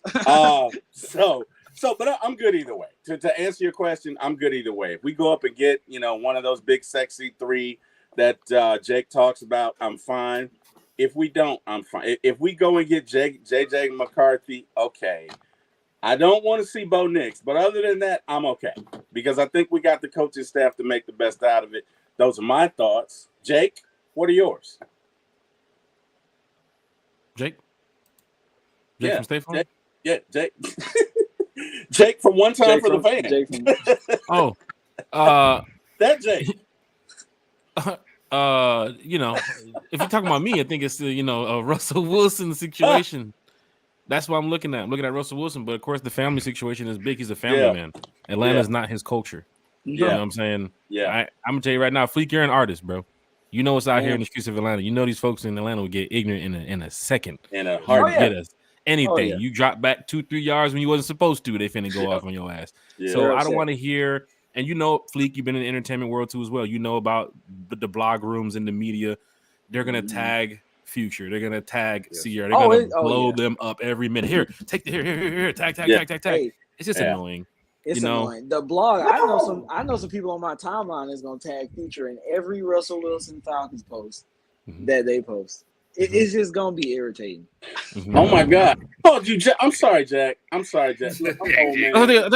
Is it Jake from State Farm? I'm getting ready to call Jake Fromm. Like, hey, Jake Fromm, you guys need. That's why do not call Jake Fromm. I'm old. Don't call Jake. Oh, I got a bad memory. Charge to the memory. I'm sorry. My bad, Jack. He's wearing khakis too. I got a feeling that that your boy Russ is gonna go to DC though, Jack. So the way I'm looking at it, because I haven't really had a chance to even say much tonight, because that's why the panel is the panel, because we bring these content creators and these fans so you guys can hear what they have to say. Because you guys follow Mateo on his social media page. You guys see Fleek on Twitter and social media, Country too as well with the podcast, and of course New Millennial and Terry here at One Time for the Fan. We all have different opinions. I can guarantee you at the end of the day, by the time we're done talking with this conversation, if I say we all want to win the Super Bowl, everybody's going to agree and say yes. So people have different routes of how we can get back to the Super Bowl. That's why the first question was, how do we get back to the Super Bowl? And of course, these follow-up questions here are giving us opinions from, these great minds here, because Country, he spends his money on the Falcons, home and away. Terry's a diehard Falcon fan. Mateo, we talked about going to Vegas too as well later on this year. You was in Tennessee with me too last year. Fleet, you're a diehard Falcon fan. So people here spend their money, their time, they're invested into the Falcons. When it comes to the quarterback issue for me, Fleet, you talked about it. I always mention it in the chat. Terry, I said it. There are not that many teams available. There's not that many quarterbacks available. There's about 7, 8, 9, 10, 11 teams that need quarterbacks. And if you're looking at Russell Wilson, if this was last year's draft, I can look at this is last year's offseason. I can tell you that we can probably get a good name quarterback because the way we were sitting and of course the players around it. This year is a little bit difficult. You have so many people ahead of you who want a quarterback, and you got people behind you who want a quarterback, and they're ready, and the people behind you is ready to risk it all. They're ready to get butt naked too. So if they get butt naked and you still got your shirt on, you finna give you asked out because they butt naked. Plug ears. I'm just saying it right now. If you got Vegas and the Raiders, if you got a team like the Raiders or the Broncos, and they're saying we will give up anything and everything to go get a guy like Drake May or Jaden Daniels, and the Bears or Washington sitting there, and they'll go ahead and give you guys the pick, and the Falcons don't want to give up that much, like Terry said, if you don't want to give up the whole house, then you're going to get asked out from a team behind you. But hearing teams that need quarterbacks behind the scenes in the future, like what are the Giants going to do? I'm still going to mention this. What are the Giants going to do with Daniel Jones?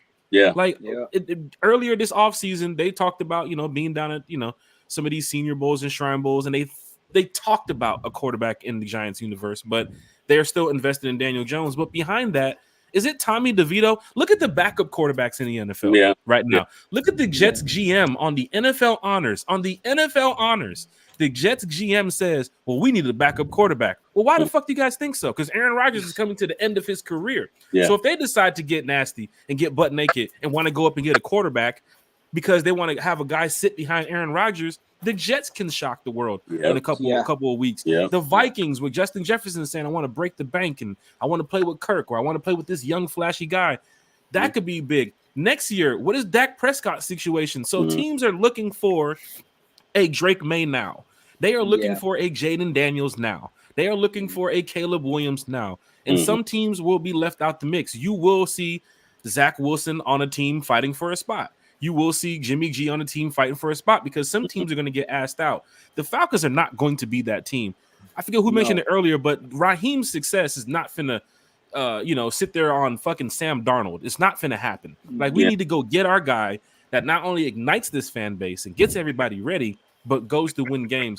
That's why, for me, I would love to have Russell Wilson here in Atlanta from the stats, his career, his professionalism, and leadership and accountability. But he's a family man, and they play Future out here at 7:30 in the morning. So I don't know how it's going to work. When I'm telling you right now, I had a bad restaurant experience 5 years ago. I've never been back to that restaurant. So think about Russell Wilson in 2016 when he played for Seattle. We shitted on Seattle on purpose. We told him come down here and meet Future himself because he's going to be at the game. That's for me. That's a personal blow. I have to go win games for this city that actually shitted on me, and then my wife, my family, is in a situation where at the moment I throw the first interception of my 30 touchdown, 9 interception career for the Falcons. You should have stuck with Future. Man, I'm telling you, bro. I heard it on the sideline with Ridder. And these ain't season.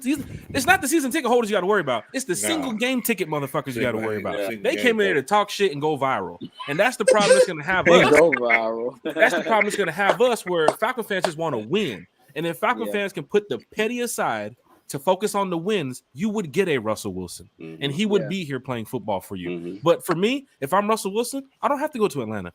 Pittsburgh is calling me. Minnesota is calling me. All these teams where I don't have no distractions. Distractions but to go and play football and win. Hell, I went from fucking Wisconsin to Seattle to Denver. Like, come on. Like, you think I'm going to go to Atlanta and go party in fucking Magic City? Like, let's be real here about Russell Wilson. You know Carolina State first. You know what they say. For every new level, there's a new depth.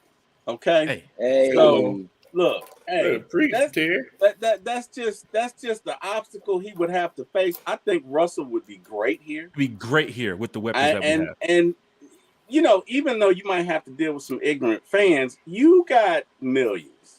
You got at least 70, 80 million. You can isolate yourself. There are bodyguards. There are countermeasures that you can take to protect you and your family from said things. I would argue that Atlanta gives him one of the best chances to win. He's not winning anything with Minnesota, and he's not going to win anything with Washington. Yep. That's why I want to put the pros. Fleet. Can I say, I want to say two things, right? One, I forgot to even mention a quarterback that I actually really do want, which is Justin Fields, but I'm going to get to that in a second. But there's one thing that I still want to know about Russell Wilson, though. All those reports and talks about how he be having his own offices and he don't really mingle with his teammates. And when I look at a guy like Raheem Morris and I look at the culture that has been built here in Atlanta, that doesn't really sound conducive. Now, I'm not saying he hasn't come up off of that because he probably has at this point in his career. I would hope so. But if he hasn't, I don't know that that's a guy. Because what does Terry Fontenot always stress? You have to bring in the right guys. That's true. Not just the best guy. The right guy. Chemistry, care. And you're right. I wonder how much that will play into it. But I completely forgot to even say Justin Fields' name when I was talking about my quarterbacks. He's on my list too. And if I have to be honest, and I know a lot of Falcons fans disagree with me on this, but if you're betting on tools and you want a young guy and you can't get in the top 3, I don't think there's a better option than Justin Fields if you're betting on tools. There it is. This is how you end up with the Josh Allens of the world, right? The Jalen Hurts of not this past season, but 2 years ago, right? You bet on tools. You see the characteristics that these guys have, right? If you look at Justin Fields' situation in Chicago, 3 offensive coordinators, I believe, 2 head coaches. There's no stability for him. They just went out and got him his first star receiver in DJ Moore. And every time he threw DJ Moore the ball, they ate last year. Yeah. I know his numbers were a little lower on everyone else, but I mean, you're looking at 3rd, 4th round Tyler Scott as wide receiver 2 almost because of the way their depth has worked. Mooney the year before that. Mooney the prior year, right. So Justin Fields, much like Bryce Young, in my opinion, hasn't been dealt the best of cards.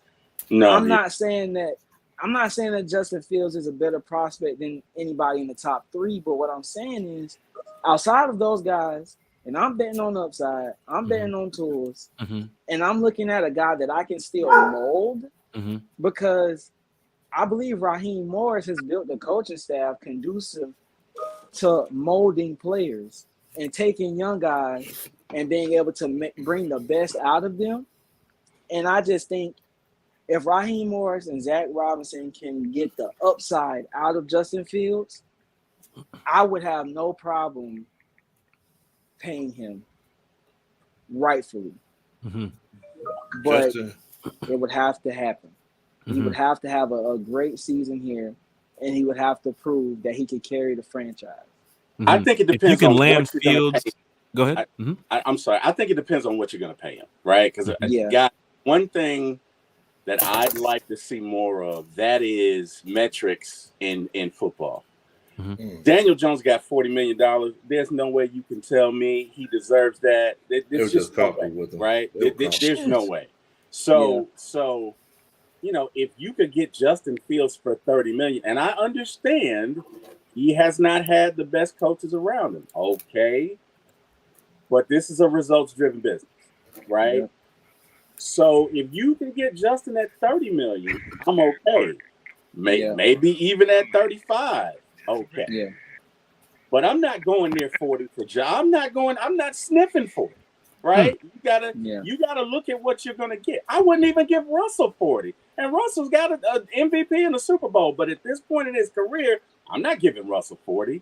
So it depends on, sometimes we can get so caught up in a name and we can get so caught up in what a guy can be that we lose focus on what he is. Exactly. Very unfair.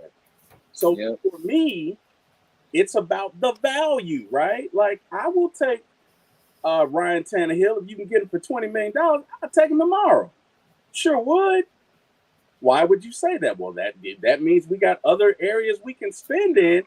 And I really believe in this coaching staff. If Arthur Smith could get maximized Tannehill, and I know you're going to say he had Justin Hearing. Well, we got Bijan and we got Algier. Mm-hmm. But if Arthur Smith can maximize Tannehill, then what can Zach Robinson do?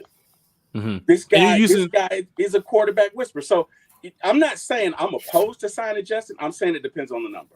You're not just saying Tannehill as saying it has to be Tannehill. You're probably saying like a veteran in that low minimum market of Tannehill. As long as you're getting value, right? Yeah. Because again, there's no way you can tell me Daniel Jones is worth $40 million. No way. So, but he got it, right? So, I feel like a lot of these quarterbacks, kind of like Fleet. He made his case about Justin Fields and. Mr. Terry, he made his case about Ryan Tannehill. I kind of compare him to, bot Chevys in the early 2000s. Shit. Fleet, you're probably too young. You don't know nothing about this, but in the early 2000s, Pastor Troy had a song called My Bot Chevy. Mm-hmm. And, we get those 85 bot Chevys. You put a new motor in it. Yes, sir. Mm-hmm. You put a new motor in it, $2,000. And, man, you ripping and running, man. You riding down 20. You cutting up. You put 215s in that joint. Mosley Park on Sunday, man. We pulling up. Oh, hey, quick trip, QT all day. Don't let it be. Don't shout to MJ. Don't let it be Stunt World or Stunt Fest. We pulling up there too. You already know what time it is. But it's a comparison because Justin Fields, just like y'all mentioned, he wasn't given the best of hands. Everfluss is ever effing something up there in Chicago. That's and true. Then, Matt Nagy, he did something special with Kansas City, but it's just like y'all were making the point earlier. Some coordinators just aren't good coaches, right? Some coordinators just aren't good leaders of men. Yeah. So I really feel like if you put Justin Fields in another situation, put a new motor in him, give him a good paint job, some rims and some speakers, he might be what we need for this franchise moving forward. He's from Atlanta. But that's a good point. Mateo said, Hey, Belichick did not win until he got to New England. Now he won as a coordinator with the Giants, and what's interesting is Parcells never won without Belichick, right? But Belichick never won without Brady. You see how that goes? See what I did there? Anyway, I'm just kidding. But in all seriousness, just because you bomb out at one. Can I tune on to this quarterback discussion? I want to say something. Go ahead, Mateo. Say it. Mateo, ready? What you got, Mateo? Okay, look. Okay, I was telling Jack the other day. I looked up, we had 58 Super Bowls so far, right? Mm-hmm. So I looked up the percentage of how many Super Bowls has been won. And about 42% has been won by quarterbacks that haven't been drafted in the first round. Okay, 40%. One, it's rings 6th round pick. About 40%. Okay, and that's under good coaching. Under coaching. So look at, for example, 6th round pick. Nobody thought a man from Michigan was going to come and do what he did, right? So when that's why the question mark for the whole quarterback is a toss-up. Mm-hmm. Because we could be dogging out Desmond Ridder right now because of one bad full season, right? And that's true. That is true. Imagine he goes to the next team, shines to the right coaching. So it's like we have to get out of that mindset of, just because they're the first round pick. Yeah, they play great in college under probably a decent coach or something like that. But when they get to the NFL, it's a different ballgame, right? Yeah, totally different ballgame. So, like when we say we're about the Justin Fields, he's been in the league a few times, but he's had consistency in turnovers. He's had average about like 8 turnovers a season, or 8 interceptions a season. So he's a turnover machine. So, but we give that, we don't give Desmond Ridder the benefit of the doubt because, for one, he followed Marcus Mariota, not Matt Mariota, and pass quarterback. He got put in the system for Arthur Smith's system. It's pretty much 90% or schemes or play action. You know, there's no shotgun style play that a quarterback can really grow in that system. You know, when we more with the quarterback play, when you say like Russell Wilson, I say bringing in Russell Wilson will be the best option. Big experience. Okay, just off the simple fact that you know he's a champion, he's an MVP. You know, he has great composure as a quarterback. You know, it's like you know, a good head on his shoulders, the family man. Like, and that's the only downfall with him coming to Atlanta is being a family man. But it could change the culture in Atlanta too. You know, because honestly, look at the team. A lot of the teammates now are getting married, having babies. They're growing up. So it's a different culture in Atlanta. You know, everybody loves the hip hop culture. You know, but there's also different stuff you can expand to. You know. And I feel like what we need is kind of get away from that some energy and the not necessarily saying the hip hop or nothing like that, but like just adding more flavor to the culture like, because you brought in a different team. That's what it was with Bill Belichick too, Mateo. If quarterback, you know, yeah, that's the same thing you were saying with example, San Francisco. Look at San Francisco example. They were a stat team. The one piece they were missing was a legit quarterback. You know, everybody was hyping up Purdy, you know, late round pick, whatever. Like he's decent, you know, but that's why I say the quarterback decision is a crapshoot. And I would rather go with experience, knowing we have a third round pick in our possession under a rookie contract. You know, so it's like we kind of are in a winning situation, but at the same time, if it's the question of do we want to win immediately or do we want to build within the next 5 years? You know, I think the biggest thing we're really missing is the quarterback and a consistent coach. You know, Arthur Smith was, you know, so you got to think like his first year, right? And man was already MVP. You know, he's legit. He showed himself. Then we go to a Marcus Mariota system, and it was nothing but runs that year. Nothing but 1,000 yards, right? So then we come to this season, and now it was just a big question mark of putting Desmond Ridder in that spot to be a quarterback. When what did he really follow? You know, in a system that's 90% run and following a quarterback that has no passing skills whatsoever. So I'm still on the Ridder board, but he can grow. He's a turnover machine right now, but sky's the limit. You know, that's all I'm saying. I'm not throwing anything under the bus until it's proven. You know, and I feel like 1 year doesn't prove anything. I hear you. This is why we have these discussions. Terry? Yeah, that's my take on I got a question. With that debacle in Carolina, is Marcus Mariota butt fumble too? Are we agreed on that? Can we? Shit. Is he the equivalent of fumble too? You know what I'm talking about? He's falling down and he throws in, and we're like, "What are you doing?" Like that's almost that rises to the level of butt fumble. It's the upside down Falcon. Falcon fans in the chat, hit that like, share, and subscribe. We do this for you all. I hear you, Terry. I definitely hear you. We do this for you all. Country, Fleek, Mateo, of course, Terry too as well from One Time for the Fan. We always love chatting with Falcon fans. RB is in the chat. He said, how many first-round weapons did Fields have? He said, y'all, wow, crack is whack. Drug-free is the way to be. He also said a couple minutes ago, he said, Dez isn't better than Fields. Crack kills. One Time for the Fan. Hit the like, share, and subscribe button. Fans are in the chat from all over, so big shout out to RB, Eric Parker, Chris McCover. Quick no-huddle questions. Of course, you know, when you do no-huddle, Fleek, you got a couple seconds to get back to the line, get your team ready, try to get the defense off balance here. So quick no-huddle questions going around the board, starting with Fleek.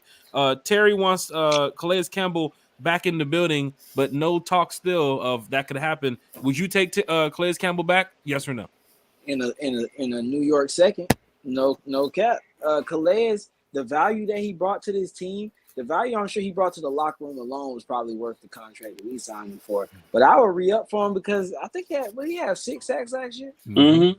And he stayed in the backfield. He lived in the backfield a lot of those games. He affected the defensive line play a lot, especially when Grady Jarrett went down and he had to move around a little inside, outside. Yep. He stood out to me. I would bring him back. That's a grown man. That's a No-huddle, Terry. Yeah. Calais Campbell, you bringing him back? Yes or no? Without a doubt, 100%. Yeah, with that, agreed. Ditto. Yes. Ditto. It is. Country, no-huddle. Agree or disagree? You bringing back Calais Campbell? Yes or no? In the words of our homeboy Thomas, ditto. Shit, not Thomas Scott. Big shout out to Thomas Scott for the rise of the Mateo going over the roster. Calais Campbell, what he did with the team. You hear the panel. You bringing him back? Yes or no? In the words of Usher, yeah. Big shout out to Usher for great player, for real. Because I feel like even if he didn't come back as a player, they can hire him as a probably line coach. I feel like he had experience in that. Something about him that can motivate young players. You know, look when we had Dwight Freeney. Yep. You know what I'm saying? That he did it. But also it's going, with Raheem, a sleeper pick for a comeback player of the year is Grady Jarrett. So I feel he's going to really have a breakout season just off the simple fact that when Raheem was the defensive coordinator here, he had his best season under Raheem. So if Calais goes, I feel Grady will be that guy to step up. So going around the table here, no-huddle. Terry, Kyle Pitts option. You taking it? Yes or no? Kyle Pitts option. Without a doubt, here. Without a doubt. 2 for 2. Ditto. Oh wait, I'm the first it's going down in the major way. Country. Kyle Pitts, we're in the no-huddle right here. Defense ain't set. You taking the option? Yes or no? Yes. Why? I mean, he's Kyle Pitts. He's Kyle freaking Pitts. Yeah. I want to see him under an offense that actually has a quarterback coach. Yes. And a coordinator. Fleek, we're in the no-huddle, Fleek. You going to run the ball, you going to pass the ball, or you going to give Kyle Pitts the option? I'm going to give Kyle Pitts the option. That was a beautiful way to say that. Ask that question, by the way. But I'm for sure picking up Kyle Pitts' 5th-year option because, like Big Lo said, I mean, he Kyle Pitts, baby. He gonna be a year and some change removed from that injury now, so I expect him to be even healthier than he is going into the season. We have a new offensive coordinator that could spread the offense out and hopefully get Kyle Pitts in a more conducive role for him, and let that unicorn eat. Amen. Let him eat. Big shout out to my dog Tyron Rivera too as well. Born what Rebel. do unicorns eat? By the way, I'm sorry. Go ahead. Touchdowns. Wins. Gotcha. Touchdowns for breakfast. Wins for dessert. Has been starved. Mateo, Kyle Pitts option. You taking it? Yes or no? Or you getting him up? You getting him up out of here? What are you doing?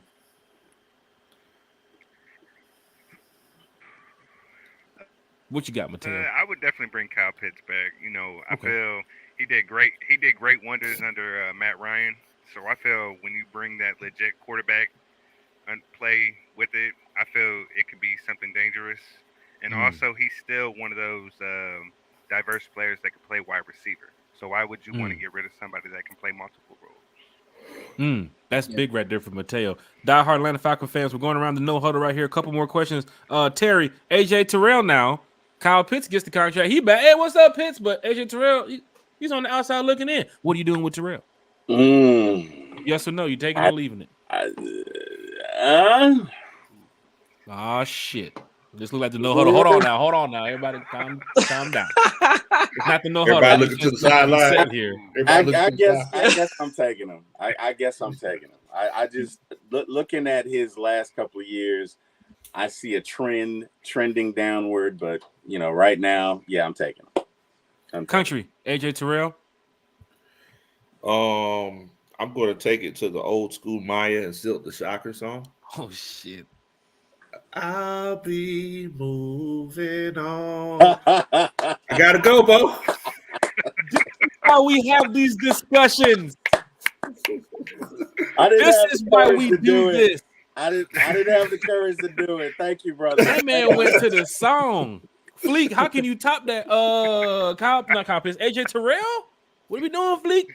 I can't top that, but I'm picking up his option, and I'm not gonna lie to you. I'm not thinking twice. I'm gonna tell you why. Like AJ Terrell's trajectory has gone down a bit. I do agree with that. His second season, I believe it was his second season, the 2021 season, where he had that amazing season, like that breakout season. That was one of the best seasons that I personally had seen. Because I mean, I'm only like 25. But that was one of the best seasons that I personally have seen from a Falcons cornerback since like Brent Grimes. So, and Brent Grimes is just such a dynamic playmaker on the defense, and so he was able to. That's my one thing with AJ. He doesn't get his hands on the ball a lot. He has brick hands. But I think AJ Terrell can still be a solid CB1, and even if next season doesn't go well, and when you re-up with him, he doesn't make top dollar, if you can bring him back on the team-friendly deal, because I would be hard-pressed to find a CB2 much better than AJ, let alone 15 CB1s, in my opinion. So I would. That's well said. That's why we have. Go ahead, Country. And I'm sorry. It's a Fleet's point. We also got to take into consideration that the defense that we were playing last year, quarterbacks were meant to be more aggressive. So it's like if they were out of position or it looked like they were getting their draws burnt off, it's like it's not a situation where you're not going to be able to stay in front of somebody the whole time, especially playing that tight man coverage that we played most of the time in Ryan Nielsen's defense. So I just wanted to make that point as well. That's true. That's a good point, Fleet. Let's just be glad we don't have to play DeAndre Hopkins again, right? AJ Terrell, Mateo, going over AJ Terrell. You keeping him? You letting him go? This ain't Madden.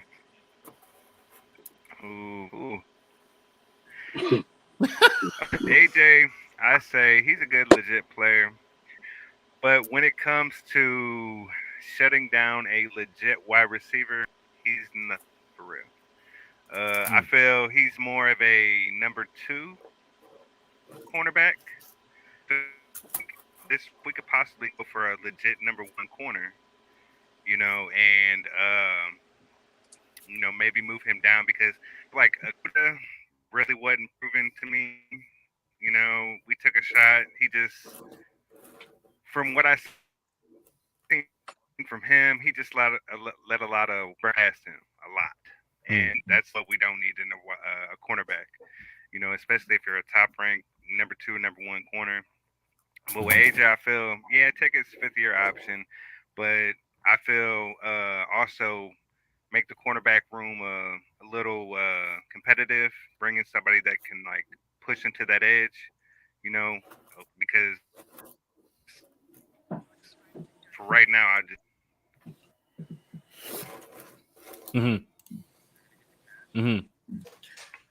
Penalty on the plate. False start. Offense. 5-yard penalty.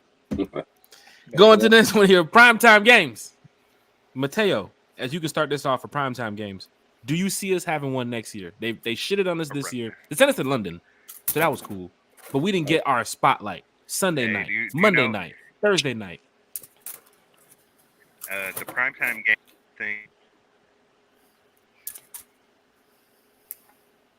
I think the primetime game is us versus the Chiefs. Super Bowl champs. Usher in the Super Bowl.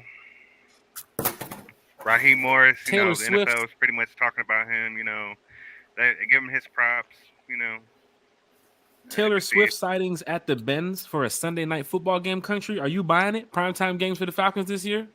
I will say, since I'm feeling in a very musical mood right now, I'm always in a musical mood, and salutes to Usher and Gucci Man, cause the spotlight is nothing without you, girl. Yes, we're gonna be in the spotlight this year against the Saints. We're gonna have a primetime game on a Sunday night. I'm calling it. Fleek, primetime games for the Falcons. New head coach, possibly new quarterback. We spent a little money on defense last year. We're looking good. Bijan Robinson, Drake London, Coppers. We got the stars. We're playing the Steelers. We're playing the Cowboys. We're playing the Chiefs. Do you see us having a primetime game this year? Yes, sir. I think it's gonna be that Cowboys game. To be honest with you, I really do, and I believe it's for a couple of reasons that you said. I think Raheem the Dream is gonna attract at least one.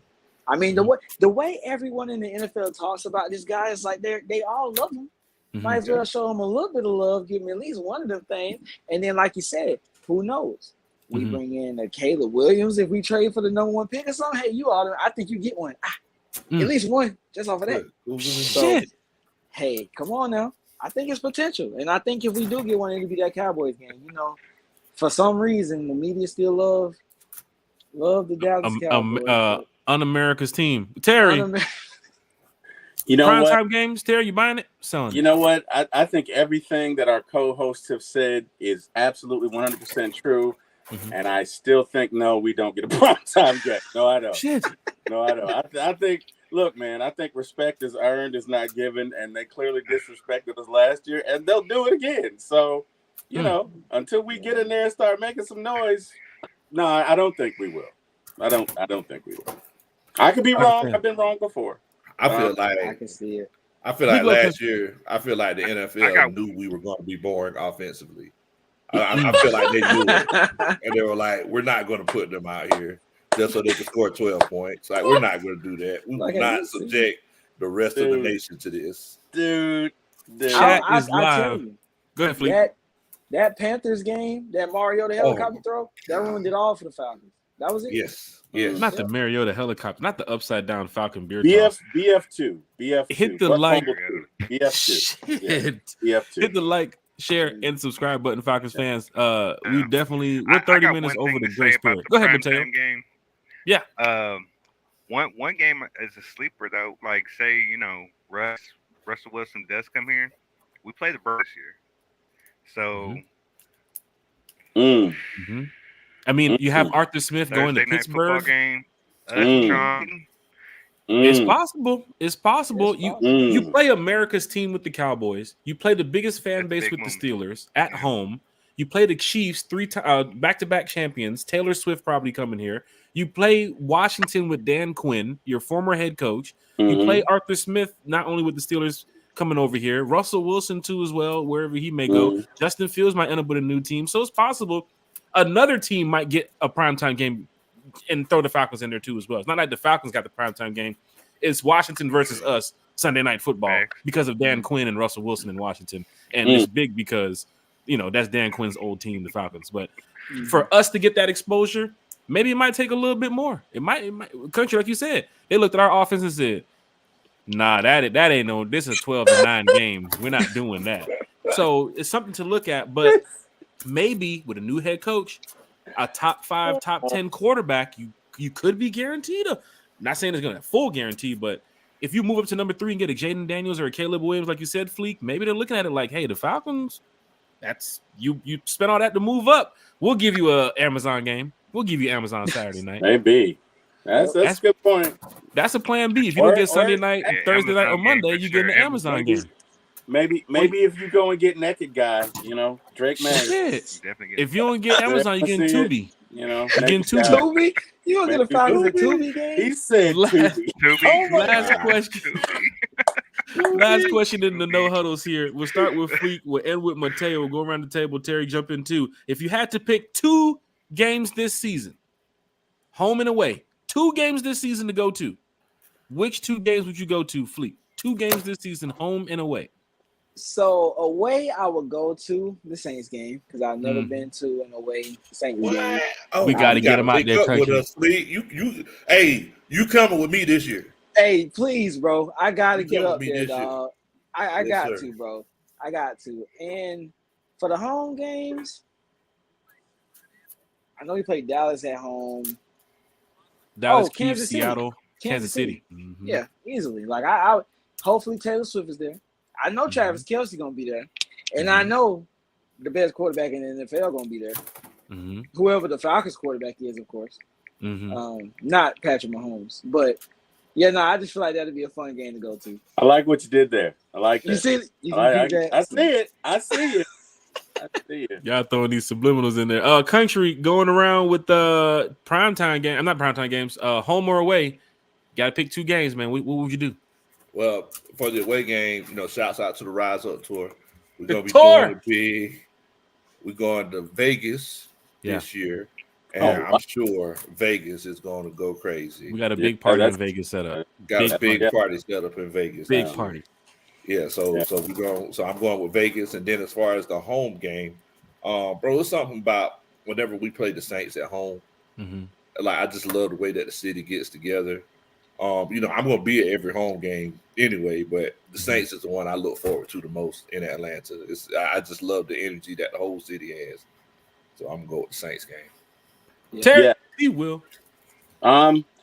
I'm going to echo the sentiments of Big Country. I wish I had a, those old Ford emblems that said "piss on Chevy." I wish I had one that said "piss on the Saints." I'm just kidding. Not really. Shit, they make the little kid. Remember the little kid? You seen the meme, right? The kid with the spike hair, and he's we seen that. You can probably Not find really. one on Temu. Not really, but okay, definitely home game against the Saints, and man, Vegas.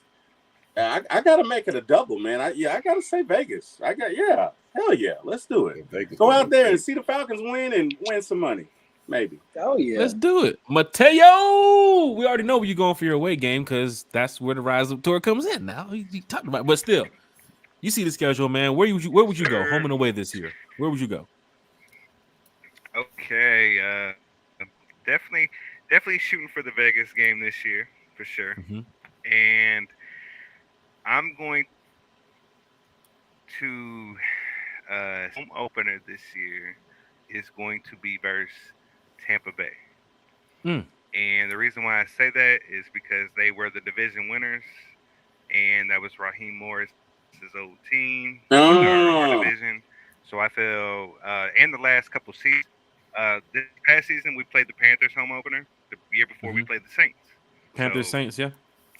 It's due. So I feel the opener will probably be Falcons first. I say that a home opener will always or a game that's go to the like at the end of the season. Possible, but Falcon fans. When did they release the schedule? Game. They released the schedule May 14th or 15th. Okay. And I'll be sitting there waiting for that call on the 13th.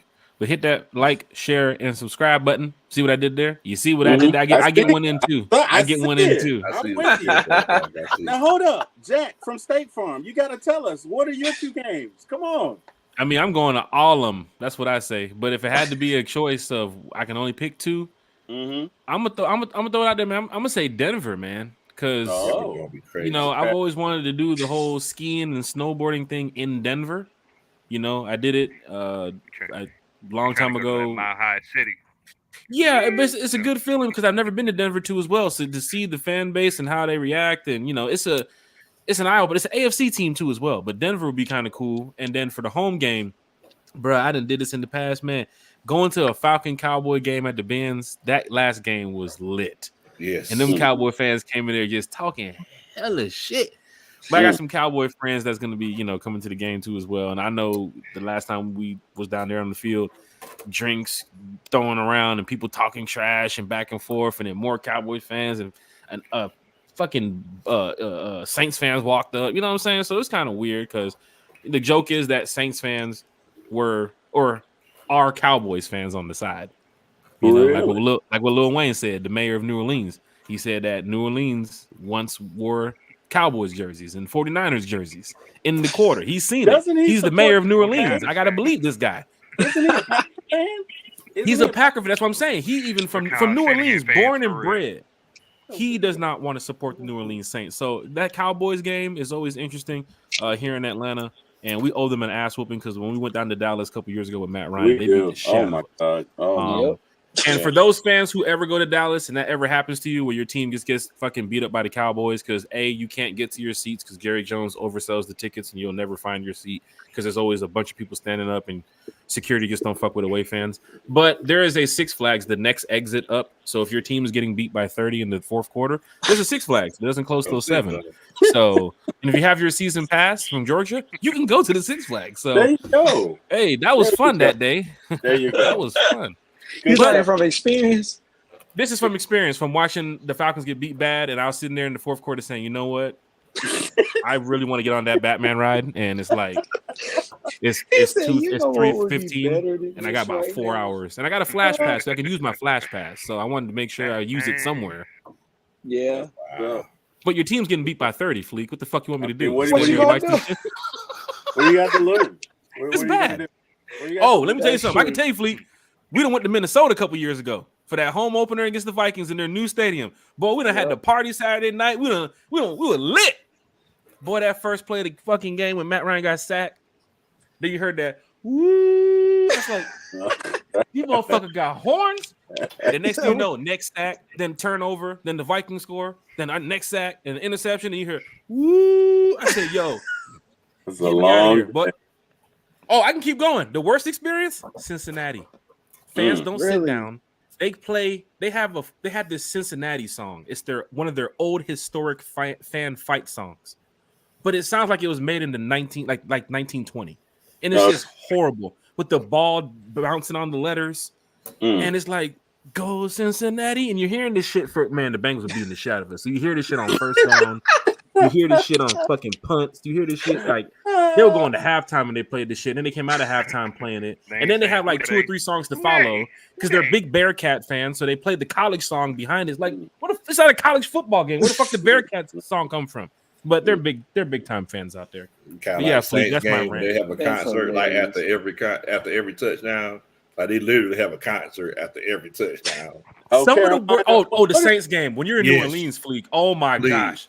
First every song. Touchdown, chop us out, chop us out. Yep, exactly. You're gonna hear what's that? The marching in, and get you. That second line, then the yin yang song, and they're at commercial break at this point. So you're like, when the fuck is the game coming back? They got 2 more songs for your ass. It's 6 songs in total. Concert. It's a full set. Like, come on, y'all. Crazy. Look, this is what I was mad at. Looking at like we got scored on face. Like, no, real talk. This is what I was mad at. I'm sitting 114, row 7, and the Falcons got the ball, driving down the field. Desmond Ridder. I hear a fucking second line going on in the hallway. The fucking band is going crazy. They just doing the second line dance in the hallway. Bro, everybody just partying. It's not just the dance. Flashing, the like, band. What y'all doing? What's the band is playing while the Falcons are on the field, and I can hear the band. I'm turning around like, why can I hear this band? I was right there by the field. I was right there, and I look up and I see they just doing a little second line dance and everything. I'm like, what's going on? What? Bro, I'm telling you, bro. Wow. I'm gonna do a podcast about away games and talk to you about some of these fan bases, but don't forget, Falcon fans, y'all know what we do with the tour.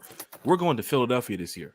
So Falcon fans that got that social media spirit, bring that shit to Philly. Bring that shit to Philly. I'm telling you right now, some sections they tell you straight up in Philly, you're gonna get a beer can in the back of your head and keep talking that shit. You know what? I think the Philadelphia Stadium has a jail underneath. I think they do. They do. They're the ones with the jail underneath. That's crazy. Doesn't Carolina sing Sweet Carolina or whatever when they score or something like that? Carolina's fans usually leave by the second quarter. I don't even hear too much songs. So I don't even know what's going on. I know they smoke cigarettes. In their stadium. You been sitting next to Miss Shirley, season ticket holder since '97. Yeah, I've been here. I've been here since 1997. Smoking heavy Marlboros. Like, what's going on? Where you from, man? Damn. Where's that Matt Ryan? What you guys going for? You know what I'm saying? But yeah, man. Wow. I'm sorry, I had to go off. But yeah, Falcon fans, hit that like, share, subscribe button. My esports podcast is going off right now. They're probably like, where the fuck is Yak Spade at? Because I'm sure they're probably sitting there quiet right now, watching the games. But Fleek, Mateo, Country, Terry, this has been great when you talk Falcons football with everybody. And guess what? We're going to have to do this show again because it's too much to talk about. and there's going to be a quarterback soon. There's going to be some more changes soon, some more transactions. Mateo's going to be super hyped. Terry's going to be super hyped. Country, we talk every day. I know you super hyped. And Fleet, man, y'all got something great going on over there with New Millennial. So please tell everybody, Fleet, going with you first, your shout outs. Where can we find you on social media? And what's going on in your life, brother? So you can find me on Twitter at Ron Rico Season. Is RONRIKOSZN. That is my personal page. The podcast page with me and the fellas is at NM Falcons on Twitter. That's my main domain is Twitter. I have an Instagram. Don't really use it like that except for my music. So if you want to catch me there, my Instagram is next time. Just DM me for the spelling. It's a long story. But right now, man, I've been grinding, as you said. Like I'm also in the music industry a little bit, you know. So I've been grinding, trying to get some more music out for people. You know, I feel like I've reinvented my sound, so hopefully everybody like it, man. And you know, I'm always talking Falcon football. I could be recording in the studio at 3 a.m. If you want to ask me a question about Julio Jones, you DM me. You know what I'm saying? Falcons always on my mind. So if you ever want to talk, anybody out there, you want to talk about the Falcons, you got a question, I might DM y'all, ask y'all questions. Like, that's one thing I love about this community, man. Shouts out to y'all one time for the fans. Shouts out to Big Low. You know what I'm saying? Shouts out Mateo for being able to do this for 2 hours straight. And as content creators, I know as myself, watching y'all before I even got started, y'all are the ones that make it so easy and so gracious to be able to come into this community and there not be hate. You know, we all have our varying opinions. We like who we like, we dislike who we dislike, but as a whole, I think we have a really nice fan base, and I appreciate y'all for giving out love and peace into the Falcons fan base. So I appreciate y'all for that. Always. And it's great to have you here. First time here at One Time for the Fan, and man already broke a record being here almost 2 hours. So it's great to have you here, Fleek. We're going to have you back again. Probably bring the whole crew with you next time because who knows? It might be 15, 20 of y'all. You might have a whole damn coaching staff by the next time you come back over here. Hey, I have a starting lineup, I'm telling you. Hey, y'all brothers do a great job over there, man. So big shout out to you too, Fleek.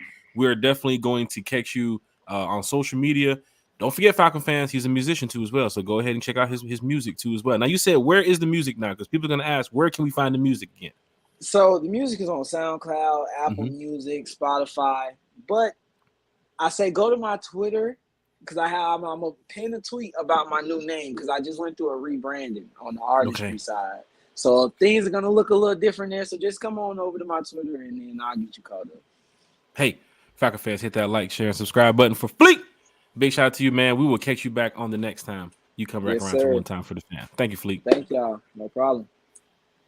Falcon fans, it's real. It's live. When you're talking Falcons football with these diehard Atlanta Falcon fans, content creators, no matter who it is, you heard it from Fleek.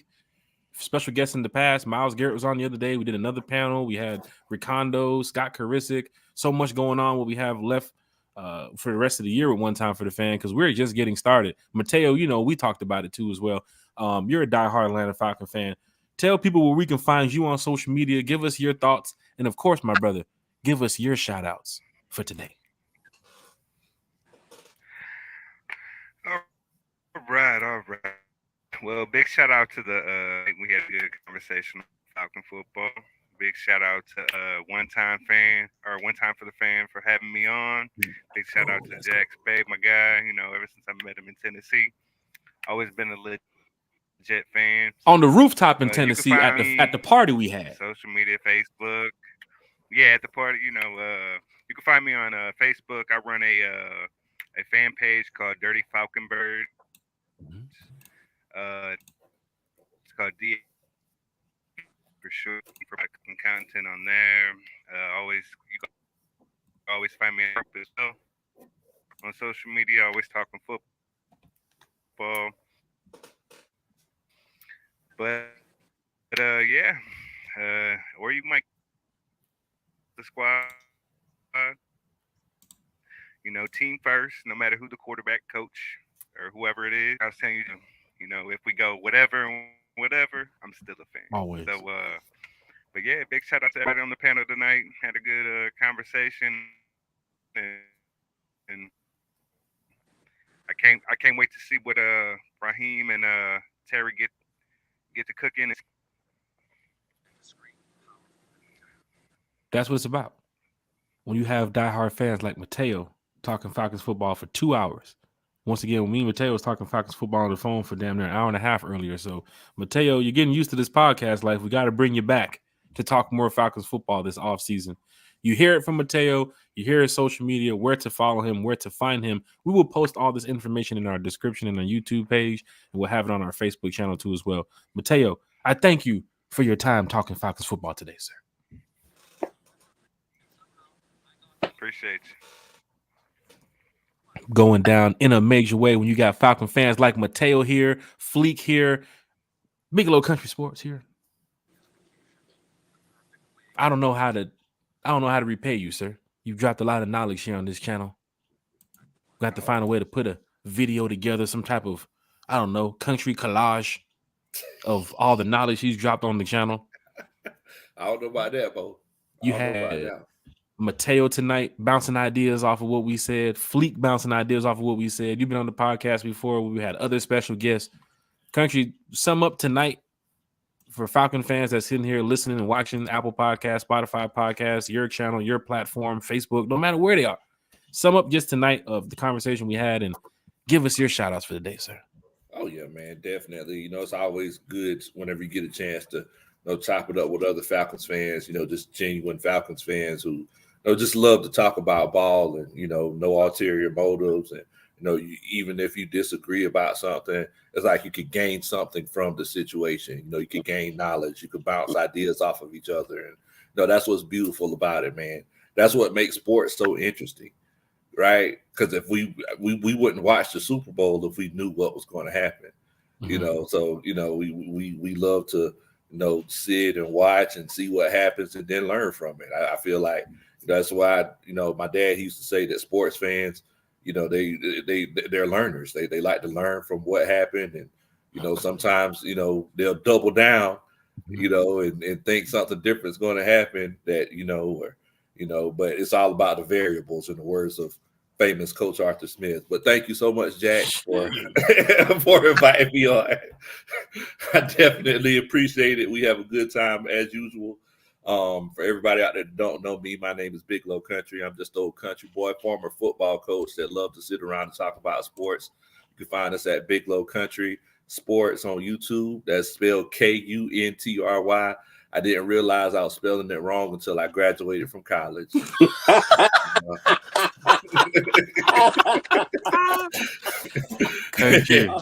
And we're on Twitter and Instagram at Bigelow Country. So feel free to check in on us. The offseason started back up, and we're talking about who's going to be the next quarterback of the Atlanta Falcons. And I'll go ahead and throw my hat in the ring, because last year we had a series about who's going to be the next quarterback of the Atlanta Falcons. But I let Desmond have it last year.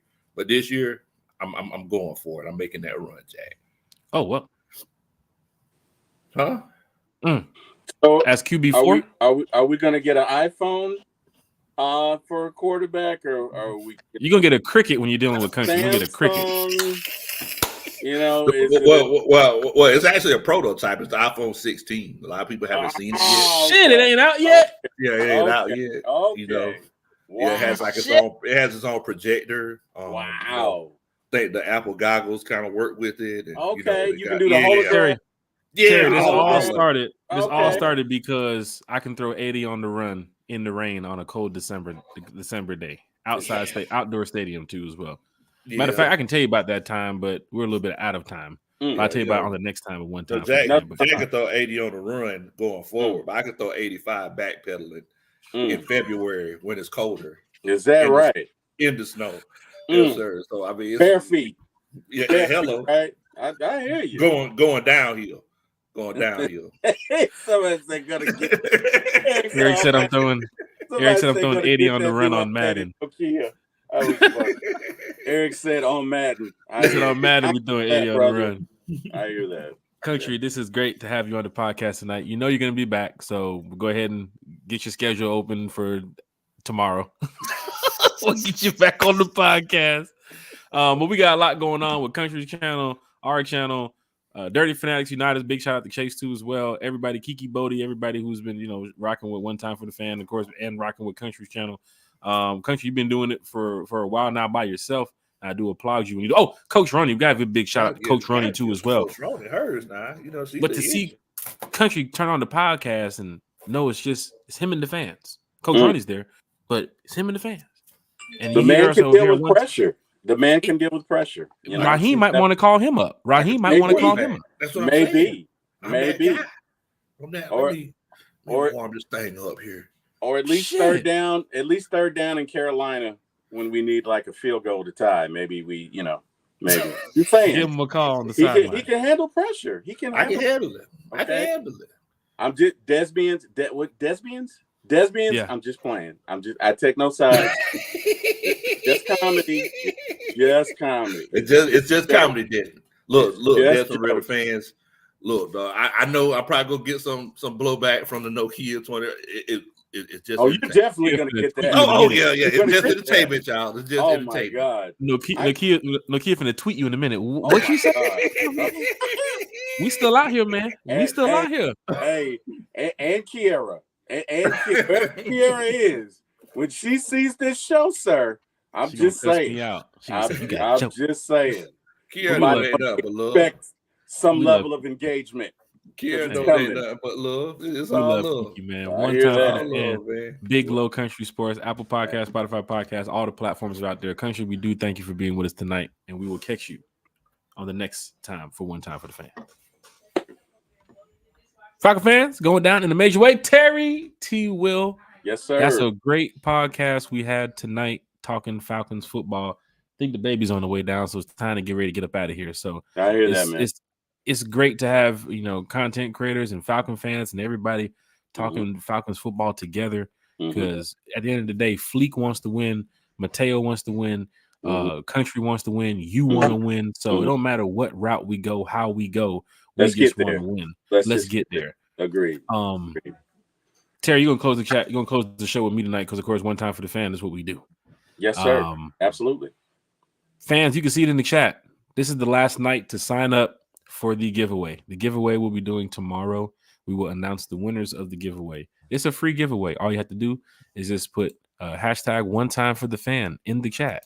Hashtag One Time for the Fan, and you have to be subscribed to the channel, and you will enter yourself into our free giveaway, which we will announce the winners tomorrow night. Small prizes like, excuse me, almost broke one of the prizes. Excuse me. Stuff like this. You know what I'm saying? Falcon shot glasses. Okay, I can dig it. Hey, sip up on your Super Bowl win. Tequila. That's what I'm saying. Tequila, Patron, stuff like this, man. We have a lot of stuff from One Time for the Fan. We're going to give back to the fan base here with, people that follow One Time for the Fan, like talking Falcons football with us. Eric Parker, as you can see, he's entered the competition for One Time for the Fans giveaway. We will announce the names tomorrow. We have a lot of names to put on screen and do the little wheel and get, top 10 and top 5 and all this. And we're going to pick the 5 winners. And everybody's going to get a chance to find out who is going to be the 5 winners for One Time for the Fan giveaway. Terry, it has been great tonight talking Falcons football with you. I'm going to go upstairs and get some drinks and get ready to get my esports on in a minute. So, Terry, any final shout-outs for tonight? We did it, man, another two hours, bro. Like we were talking on the phone the other day. This was fun, man. This was fun. This one was fun. Enjoyed it. A shout out to you. Thank you for continuously giving me the opportunity. Really enjoyed this. Looking forward to many more. Shout out to my wife, my family, my mom, my brothers, everybody, LBB, and you. Thank you, our gracious host. So with that said, sir, you got it. Take us out. Hey, Falcon fans, hit that like, hit that share, hit that subscribe button for Jack and Jake from State Farm. Just remember that. But, it's going to be exciting going forward. And tomorrow night, we got back with another podcast, our Wednesday show. You might see somebody might join the chat and say, "Where's Terry?" We had to give Terry a player's day rest. He's on player rest right now. He had a 2-hour show last night. But, Terry, we do welcome you back on any time you want to join One Time for the Fan on any podcast, 12 o'clock at night, 2 in the morning, 8 in the morning, 9 in the morning. You are a podcast with One Time for the Fan. You've been doing a great job. Lisa Shepard says she will catch the replay. definitely want to do that. Lisa Shepard, big shout out to you, diehard Atlanta Falcon fan. And don't forget, Falcon fans, we want to make sure you all are excited about the upcoming season, because we are definitely excited about the upcoming season. So for Terry, Bodie, Chase, and Kiki, it's your boy Jack Spade, one time for the fan. We are out this thing, man.